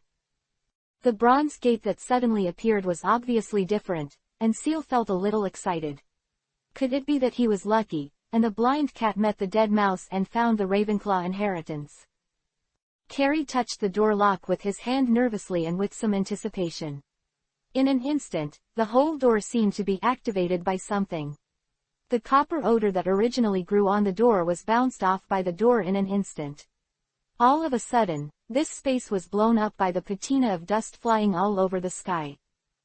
Fortunately, it didn't last long, and after a while, the entire space recovered quickly, and the bronze gate also returned to its original appearance, majestic and mysterious. All these changes surprised Shire, and he couldn't help but carefully touch the Hogwarts school badge on the door lock. Just when CL's finger just touched the school badge, a huge suction force came from the school badge, and it grabbed CL's finger. Before CL could respond, a cold female voice was heard. Charles's ears rang. "Prove you belong to Hogwarts." A sudden change made CL all of a sudden foolish there, proving that he belongs to Hogwarts. How does this prove? Subconsciously, CL responded with a Hogwarts school motto. "Do not disturb the sleeping dragon." As soon as CL's voice fell, the bronze door trembled, and then suddenly he let go of CL's finger. Then the door lock printed with the school badge popped open at once, and with a series of complex mechanisms operating, in a short while, the latch that originally blocked the door from opening disappeared. With the disappearance of the latch, the door slowly opened a gap. Chapter 197-Rowena Ravenclaw's Horcrux. Charles felt as if he had discovered a huge treasure at this time, and the scene in front of him had never been mentioned in any of the original Harry Potters. In an instant, CL had the feeling he had when he first came into contact with magic, a feeling of excitement mixed with anticipation and fear. Carefully pushing open the heavy bronze door, CL held his wand and entered the dark room step by step, but just 2 steps away, there was a heavy closing sound from the door behind him. For a moment, the darkness engulfed CL like a tide, and the fluorescent spell on the wand in his hand was still flashing with dazzling light, but CL couldn't see anything 3 meters away. For a time, CL was a little nervous, and when he didn't know what to do, a bunch of flames suddenly appeared around the place where CL stood. Almost instantly, it was just a small flame that seemed to fall on gasoline. The same as the previous burning into a line of fire. The fire line quickly climbed up the surrounding pillars, and eventually turned into 4 huge torches, and the whole room lit up at once. CL regained his sight and began to look at the whole room. 4 huge torches were burning quietly on the pillars on both sides in the shape of the 4 houses of Hogwarts. On the floor of the room, a huge magic circle depicting countless mysterious lines covered the entire room, and it seemed to be alive under the illumination of the fire. In the middle of the circle, there is this marble platform with an open golden book on it. At the back of the book is a coffin made of crystal, surrounded by fresh flowers, as if the flowers had just been placed around the coffin. And on the wall behind the coffin is a huge portrait of Hogwarts at night, which looks mysterious and dangerous. The place where the ceiling was supposed to be the roof was indeed full of stars that Shire had never seen before. All the room could see was the wall on which the portrait was hung. The rest of the place looked like it was outdoors. The house is more like an altar that looks mysterious. "Wait, the coffin," Charles murmured and quickly found the bright spot in the room. "Why is there a coffin here?" CL was a little surprised, and cautiously approached the coffin step by step, and soon the crystal coffin appeared in CL's field of vision. Lying in the crystal coffin was a woman who looked beautiful, mature and full of intellectual beauty. This woman Shire was all too familiar with, and she had seen it in Ravenclaw's lounge tonight. Rowena Ravenclaw himself lying in the coffin. Shire was a little bit surprised all of a sudden. This is the Big Four from 1,000 years ago. But now it looks like he just fell asleep. How can it not surprise CL? And the body of Rowena Ravenclaw is lying in the school's requirement room. If this news were to be known to the madmen of the Daily Prophet, the Jedi would be able to write a newspaper for almost a year. Just when CL was still surprised, a cold female voice appeared in CL's ear. "What's wrong? Are you surprised?" "Who?" CL jumped, and immediately drew out his wand, leaned against the pillar, and looked around the room nervously. But there was no one in the whole room. "Don't pretend to be a ghost, come out." CL roared nervously again, his eyes constantly scanning the surrounding environment, and his body had better be prepared to deal with any situation. There was a slight sigh in the room, and suddenly the golden book in the middle of the room began to flip continuously. Accompanied by the sound of flipping the book, a cold and elegant figure walked out of the book. Long time no see, Charles Lancaster. The figure said to Charles. Seal had lost the ability to speak, and stared blankly at what was happening in front of him. It took him a long time to react. Roller o Rowena Ravenclaw. The translucent figure nodded slowly after hearing Seal's voice, and said to Seal like an old friend he hadn't seen for many years, yes. At this time, Seal didn't notice the tone of Ravenclaw's mouth that was like a friend he hadn't seen for many years. He just stared blankly at all this, and his brain had completely lost the ability to think. Looking at the dumbfounded Seal, Rowena repeated what he just said, "What's wrong? Are you surprised?" Seal still didn't react. He looked at the corpse lying in the coffin for a while, and Rowena, who was standing in front of him just like a living person, suddenly lost his ability to speak. Looking at Seal's appearance, Rowena smiled bitterly. The greed for knowledge, isn't it the lifelong pursuit of Ravenclaw Academy? Seeing Ravenclaw's appearance, Seal guessed something in an instant, and his face suddenly became serious, staring at the figure of Ravenclaw standing in front of him, his whole body tensed. "Ms. Ravenclaw, are you?" Seal didn't finish his words, but stopped halfway. Looking at Ravenclaw opposite, Seal had already made a guess. But Seal was reluctant to admit that idea anyway. After hearing Seal's name, Ravenclaw glared for a while, and she seemed to understand something very quickly, and then she put away her attitude towards her old friend, and completely dismissed Shaw as a descendant. Seeing Seal's vigilant look, Rowena nodded helplessly. "I'm sorry, Seal, you read that right. My existence is indeed a mentality you've seen before, Horcrux." After hearing Ravenclaw's answer, Seal felt goosebumps all over his body, and the wand in his hand pointed to where Ravenclaw was. "Don't be nervous, I didn't kill anyone who made Horcruxes, or in other words, there was only one person I killed from beginning to end, and that was myself." Ravenclaw explained when he saw Seal's nervous look, and used it again and again. He pointed to his own body lying in the crystal coffin. Seal glanced nervously at Ravenclaw's corpse lying in the coffin, only to discover that the corpse was holding a dagger in his chest, and the dagger had completely submerged into the corpse's chest. Seeing all this, Seal breathed a sigh of relief, but he did not relax completely, and was still cautiously staring at Ravenclaw on the opposite side. Chapter 198-Half-Baked Char. Seeing Seal's vigilant look, Ravenclaw was amused for a while, and pointed to the magic circle on the ground. "Don't be nervous, it's more a sacrifice than a Horcrux." After finishing speaking, he pointed to his corpse beside Seal and said, "I sacrificed myself to the castle through magic. In principle, it can be said that it is the same as the Horcrux, but the effect is very different. Example, I can no longer be resurrected." Quote. Seal looked at Ravenclaw, who stood opposite him with some doubts, who was no different from a living person. He couldn't turn his brain around for a while, and blurted out, "You lie, people who make Horcruxes are afraid of death. Man, you know it but you do it anyway. Even if you really kill yourself." After hearing Seal's words, Ravenclaw's eyes dimmed obviously, and then a wry smile appeared on his cold face. "You are right, I know, but I still improved my soul. The method of making the utensils turns killing to save the soul into sacrificing one's own life to save the soul. But I am not out of fear of death, but out of greed. The purest greed for knowledge." Seal was startled when he heard Ravenclaw's explanation. "What explanation is this? Knowledge greed?" Seeing Seal's puzzled look, Ravenclaw smiled wryly and continued, "Every time I need to explain, hey, that's all, I think you should have talked to my daughter."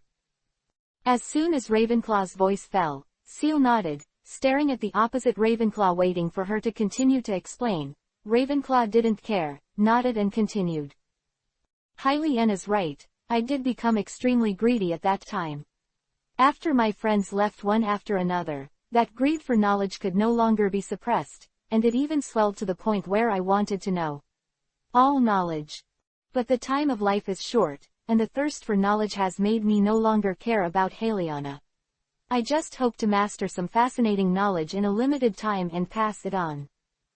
But it's a pity that everyone but myself noticed the change in me, and poor Helena even stole my crown in hopes of getting my attention. But at that time, I was completely immersed in the ocean of knowledge, and things like emotions were already regarded as a burden by me. It was not until Helion left me that I repented. But it was too late. Because of Hogwarts, I couldn't spare my hands to find Helena. In desperation, I had to ask others to find my daughter, but what I was waiting for was the news of my daughter's death. The death of the last relative. Helena's death completely released my greed for knowledge.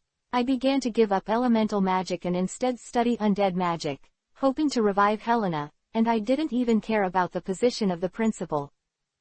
But until the end, I couldn't save Heliana. I could only do my best to get Heliana's soul back to me in the form of a ghost.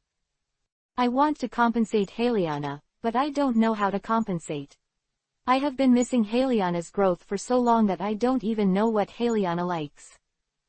So I decided to make a change. I wanted to protect my daughter, even if she was just a ghost now, and at the same time I wanted to gain more knowledge, so I thought of a good way. The Horcrux. Charles took the words with a gloomy expression. Ravenclaw nodded and continued, in my time, this kind of undead magic was called a phylactery. I improved this magic, and at the cost of my own life, I sealed my soul in Hogwarts forever.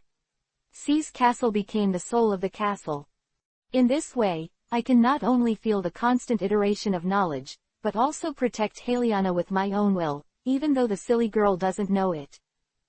After Ravenclaw finished speaking, Seal suddenly realized why Helena said that the castle was alive, why Helena said that the castle felt as warm as a mother's embrace. Seal put away the guard just now, and glanced at Ravenclaw who was standing opposite him with some sympathy.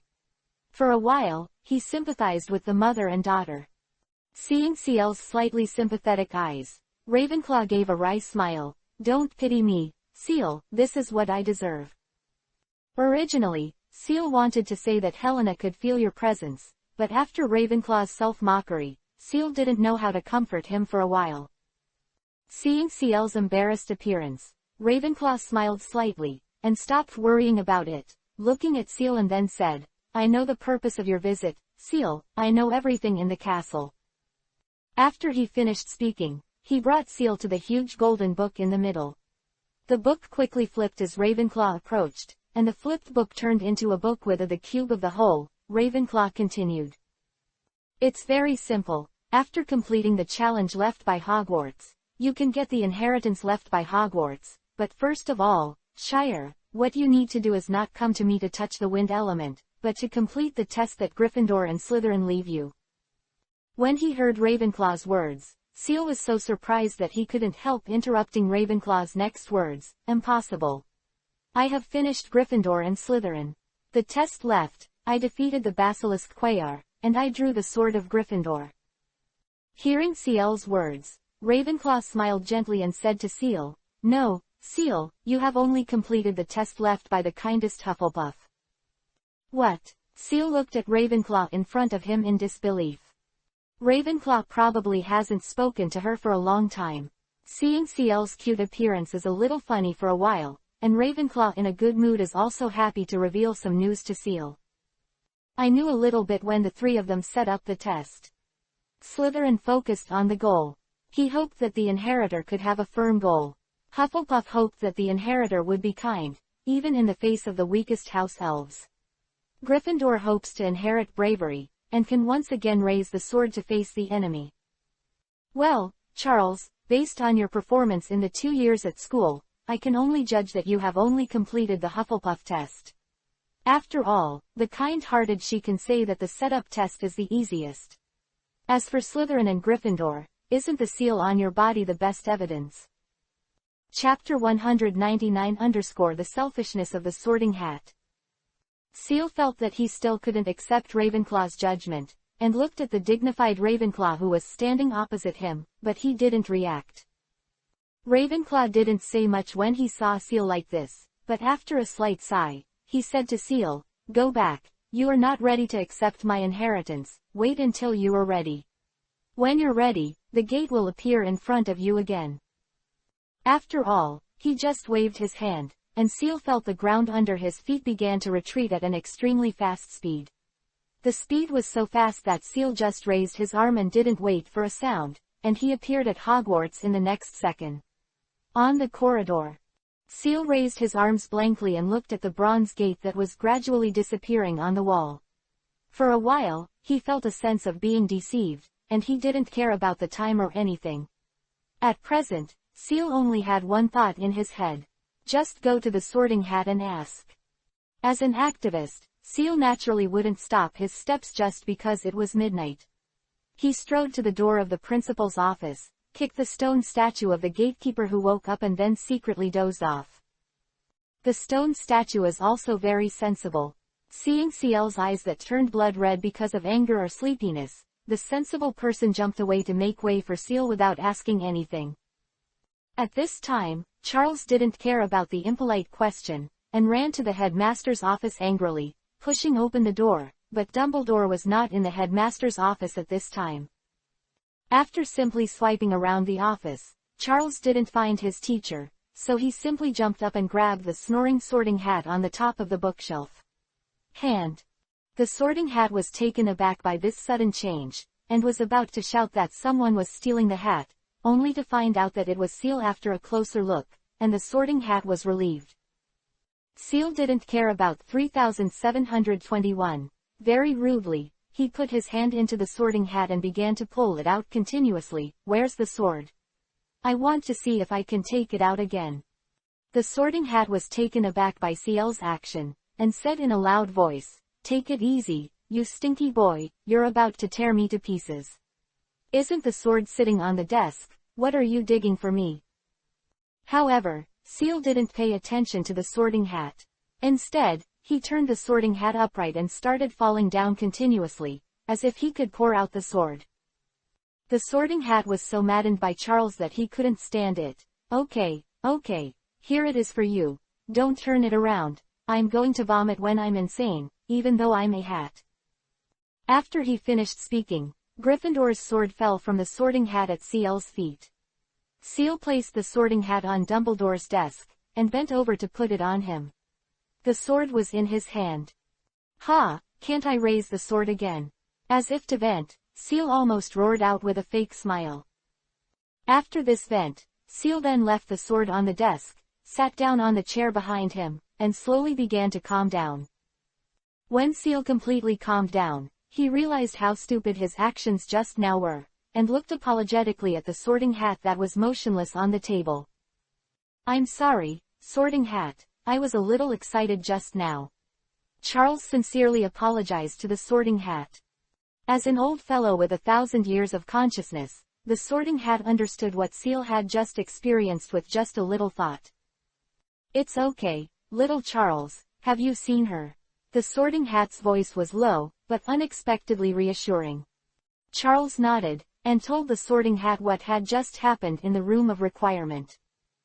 Sorting Hat just sighed after hearing this, and continued, I'm sorry Shire, but what Ravenclaw said was true before, and you're really only halfway through Gryffindor's challenge. Ciel has also calmed down at this time. To be honest, the impact of tonight's night is faster than when he first discovered that he could use magic. Ciel nodded calmly, not blaming anyone, just looking at the Sorting Hat, and asked in a flat tone, then, Mr. Sorting Hat, what is Gryffindor's challenge? Having obtained the qualification, I can feel that the moment I pulled out the sword, I could feel the fire element becoming more intimate with me. Quote. The Sorting Hat hesitated for a moment, and instead of answering Ciel's question directly, he began to tell something about the sword. You know Ciel, for thousands of years, Gryffindor has kept the sword with me and it can hardly be called a secret. But very few can pull her out. Even when Gryffindor was still alive, there were only a few who could draw the sword, even though Gryffindor himself had told the news to his students. Although it is rare, Shire, you must know that time is a very magical thing. If you lengthen the time, there will be countless people who take out the sword in my hands. Originally, Gryffindor only wanted to set this challenge, but after a long time, Gryffindor obviously noticed this problem. So, before his death, he changed the content of the challenge. No matter who it is, as long as it can draw the sword of Gryffindor, the sister will get the guidance of the fire element, but only the person who draws the sword for the second time, to control the fire element. Speaking of which, I actually have a little bit of selfishness. The Sorting Hat looked a little embarrassed, but Seal tilted his head and looked at the 1,000-year-old hat. This thing is still shy. Fortunately, the Sorting Hat is not on Ciel's head at this moment. Otherwise, if the Sorting Hat were to know about Ciel's thoughts, they would definitely release the Gryffindor sword that smashed Ciel's head. Seeing that Ciel didn't make a sound of his own, the Sorting Hat coughed a few times in embarrassment, and then continued, "Actually, it can't be said to be selfish, it can only be blamed on the carelessness of that idiot in Gryffindor. Although he set up a test to draw the sword for the second time, he forgot the condition about the sword that he set at the beginning. That is, the Gryffindor sword will always appear in front of the real Gryffindor to help him. Therefore, when I was sorted, I originally wanted to use my brains a little and wanted to assign you to Gryffindor, but I was pleasantly surprised that you chose Gryffindor yourself." As soon as the Sorting Hat's voice fell, Ciel was surprised.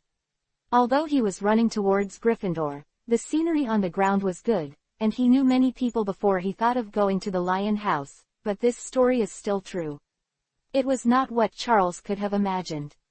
Thinking of this, Charles couldn't help but feel a little bit of curiosity. "So Mr. Sorting Hat, if it is according to the real sorting standards, where should I go?" The Sorting Hat didn't expect Ciel to ask such a question, and looked at Ciel in confusion. "A kind-hearted salted fish full of recipes who can only make trouble, what do you think?" Chapter 200 _ Slytherin's firmness. Ciel regretted asking this question for a while, and recalled that he was really thinking about living a good life without shame and shame with Hermione in the future, and even vaguely rejected Harry and Ron. If Hermione hadn't inadvertently formed a friendship with Harry and Ron at the time, and she had become friends with these two people, she would indeed be more suitable for the salted fish life of Hufflepuff, and occasionally engage in do things to liven up your life or something. Ciel scratched his head in embarrassment, but did not speak, but the Sorting Hat rolled his eyes and Ciel continued, "Don't think too much, according to your character, it's not bad in Gryffindor. After all, according to you, if you really go to Hufflepuff, it will probably be the most Gryffindor-like Hufflepuff in 100 years. Quote. Ciel smiled awkwardly, and began to change the subject very bluntly. "Okay, so what's going on with the Slytherin test, do you know?" The Sorting Hat just shook his head, looked at Ciel and continued, "I don't know what Slytherin's test is, but I know this man of Slytherin, and I also inherited part of his thoughts. Little Ciel, you know, what does Slytherin value most?" The question of the Sorting Hat was suddenly asked by Ciel, and it was a little confusing. I had seen Slytherin himself, even if it was only for a short time, but Slytherin was definitely not just a madman who was concerned about bloodlines as the outside world said. Hesitated, looked at the Sorting Hat and answered uncertainly, "Ambition." The Sorting Hat shook his head, denying Ciel's statement. "It's not ambition, Ciel, what Slytherin really sees is unshakable faith. Misunderstanding, even if it is not understood. For thousands of years, many people have forgotten the true selection criteria of Slytherin, and just think that it is ambition, but they know that ambition is also a kind of belief. Countless people have fallen on the road to seek their own beliefs or ambitions, but the successful ones are all students of Slytherin House, such as Merlin, or Voldemort." Seeing that Charles opened his mouth to refute the example he gave, the Sorting Hat interrupted him. "Don't believe me, Charles, Merlin's idea was very simple: to save the United Kingdom. Sing so far. Even Voldemort has fulfilled his original ambition. It is very simple. It is superior to others. This is almost all of Voldemort's obsessions when he entered the school. Therefore, it was also assigned to Slytherin. That kid perfectly inherited Slytherin's talent and ambition. But he completely forgot Slytherin's original belief in kindness and protection." After finishing speaking, the Sorting Hat seemed to be shaking his head regretfully, but Ciel sat beside him and pondered quietly. In the Gryffindor test, Ciel could still feel that he picked up the sword again without the help of the Sorting Hat. Just like when Harry found Gryffindor's sword in a pond in the woods before the final battle. When Gryffindor's sword fully recognizes you, then when you need it, the sword will appear around you, which is also just determined by the Sorting Hat. But about Slytherin, Shire really can't get the slightest clue. It's like a clue shrouded in a big cloud of fog. It seems to be very clear, but when you really get it, you find that it's almost useful. None of them. While Charles was still struggling, Dumbledore's voice came from upstairs. Charles, firm belief. Dumbledore's reminder almost frightened Seal and the Sorting Hat. One person and one hat all looked at Dumbledore standing at the entrance of the stairs on the second floor. His eyes were full of resentment. The translation is in a word, are you walking silently? Dumbledore also saw the dissatisfaction of one person and one hat. He blinked mischievously, and said, it's not a good habit to break into someone's office in the middle of the night to disturb a centenarian's rest. As soon as Dumbledore's voice fell, Seal blushed. Indeed, when he first came back from Ravenclaw, his brain was not enough, and he just wanted to come here to demonstrate whether he can still pull out of the box. The Sword of Gryffindor, completely forgetting the existence of other people, such as Dumbledore, or the three little ones still in the lobby. Seeing Seal's embarrassment, Dumbledore didn't bother much about it. He walked down again and again and said to Seal, Faith, Seal, in fact, whether it's Gryffindor or Slytherin, they what tests are your firm beliefs, and when you have firm beliefs, then it's time for you to truly break the seal. Quote. Dumbledore's blue eyes seemed to gleam as he looked at Seal. You've done a good job, haven't you? I can feel it, Seal. Look for the faith you've been holding on to. Strengthen him, just finish him. Hearing Dumbledore's words, Seal's mind immediately came up with a very popular phrase from his previous life, but don't ask about your future if you do good deeds. Almost subconsciously, Seal whispered in Chinese.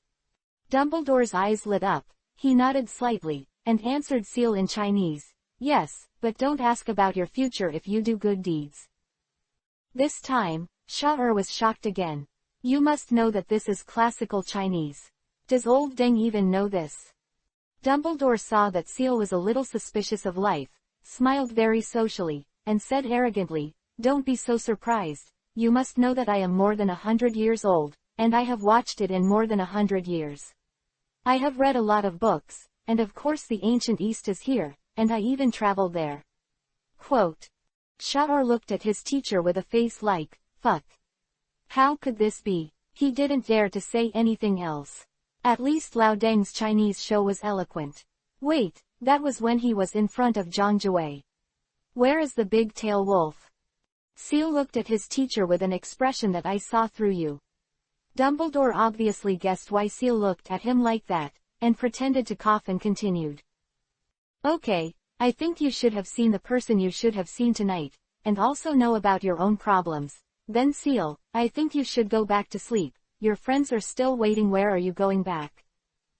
Dumbledore didn't say anything. As soon as he said it, Charles immediately felt that his upper and lower eyelids could not wait to hug each other, so he turned around and said hello and went back to the lobby to sleep. When Shire was walking at the gate, Dumbledore's voice came from behind again. Charles, what you've been exposed to tonight is a secret that only Hogwarts headmasters can know. I don't want to restrain you, but please keep it a secret, okay? When Charles heard Dumbledore's words, he didn't look back. He yawned and nodded with his back to Dumbledore. Seeing Seal disappearing at the door and the door of the headmaster's room slowly closing, the Sorting Hat asked worriedly, Dumbledore, are you sure you don't need to make a contract with Seal to keep the secrets of Hogwarts safe? Will it be revealed? Hearing the Sorting Hat's words, Dumbledore just nodded with a smile, and replied lightly, trust him, in my eyes he loves this castle more than anyone else.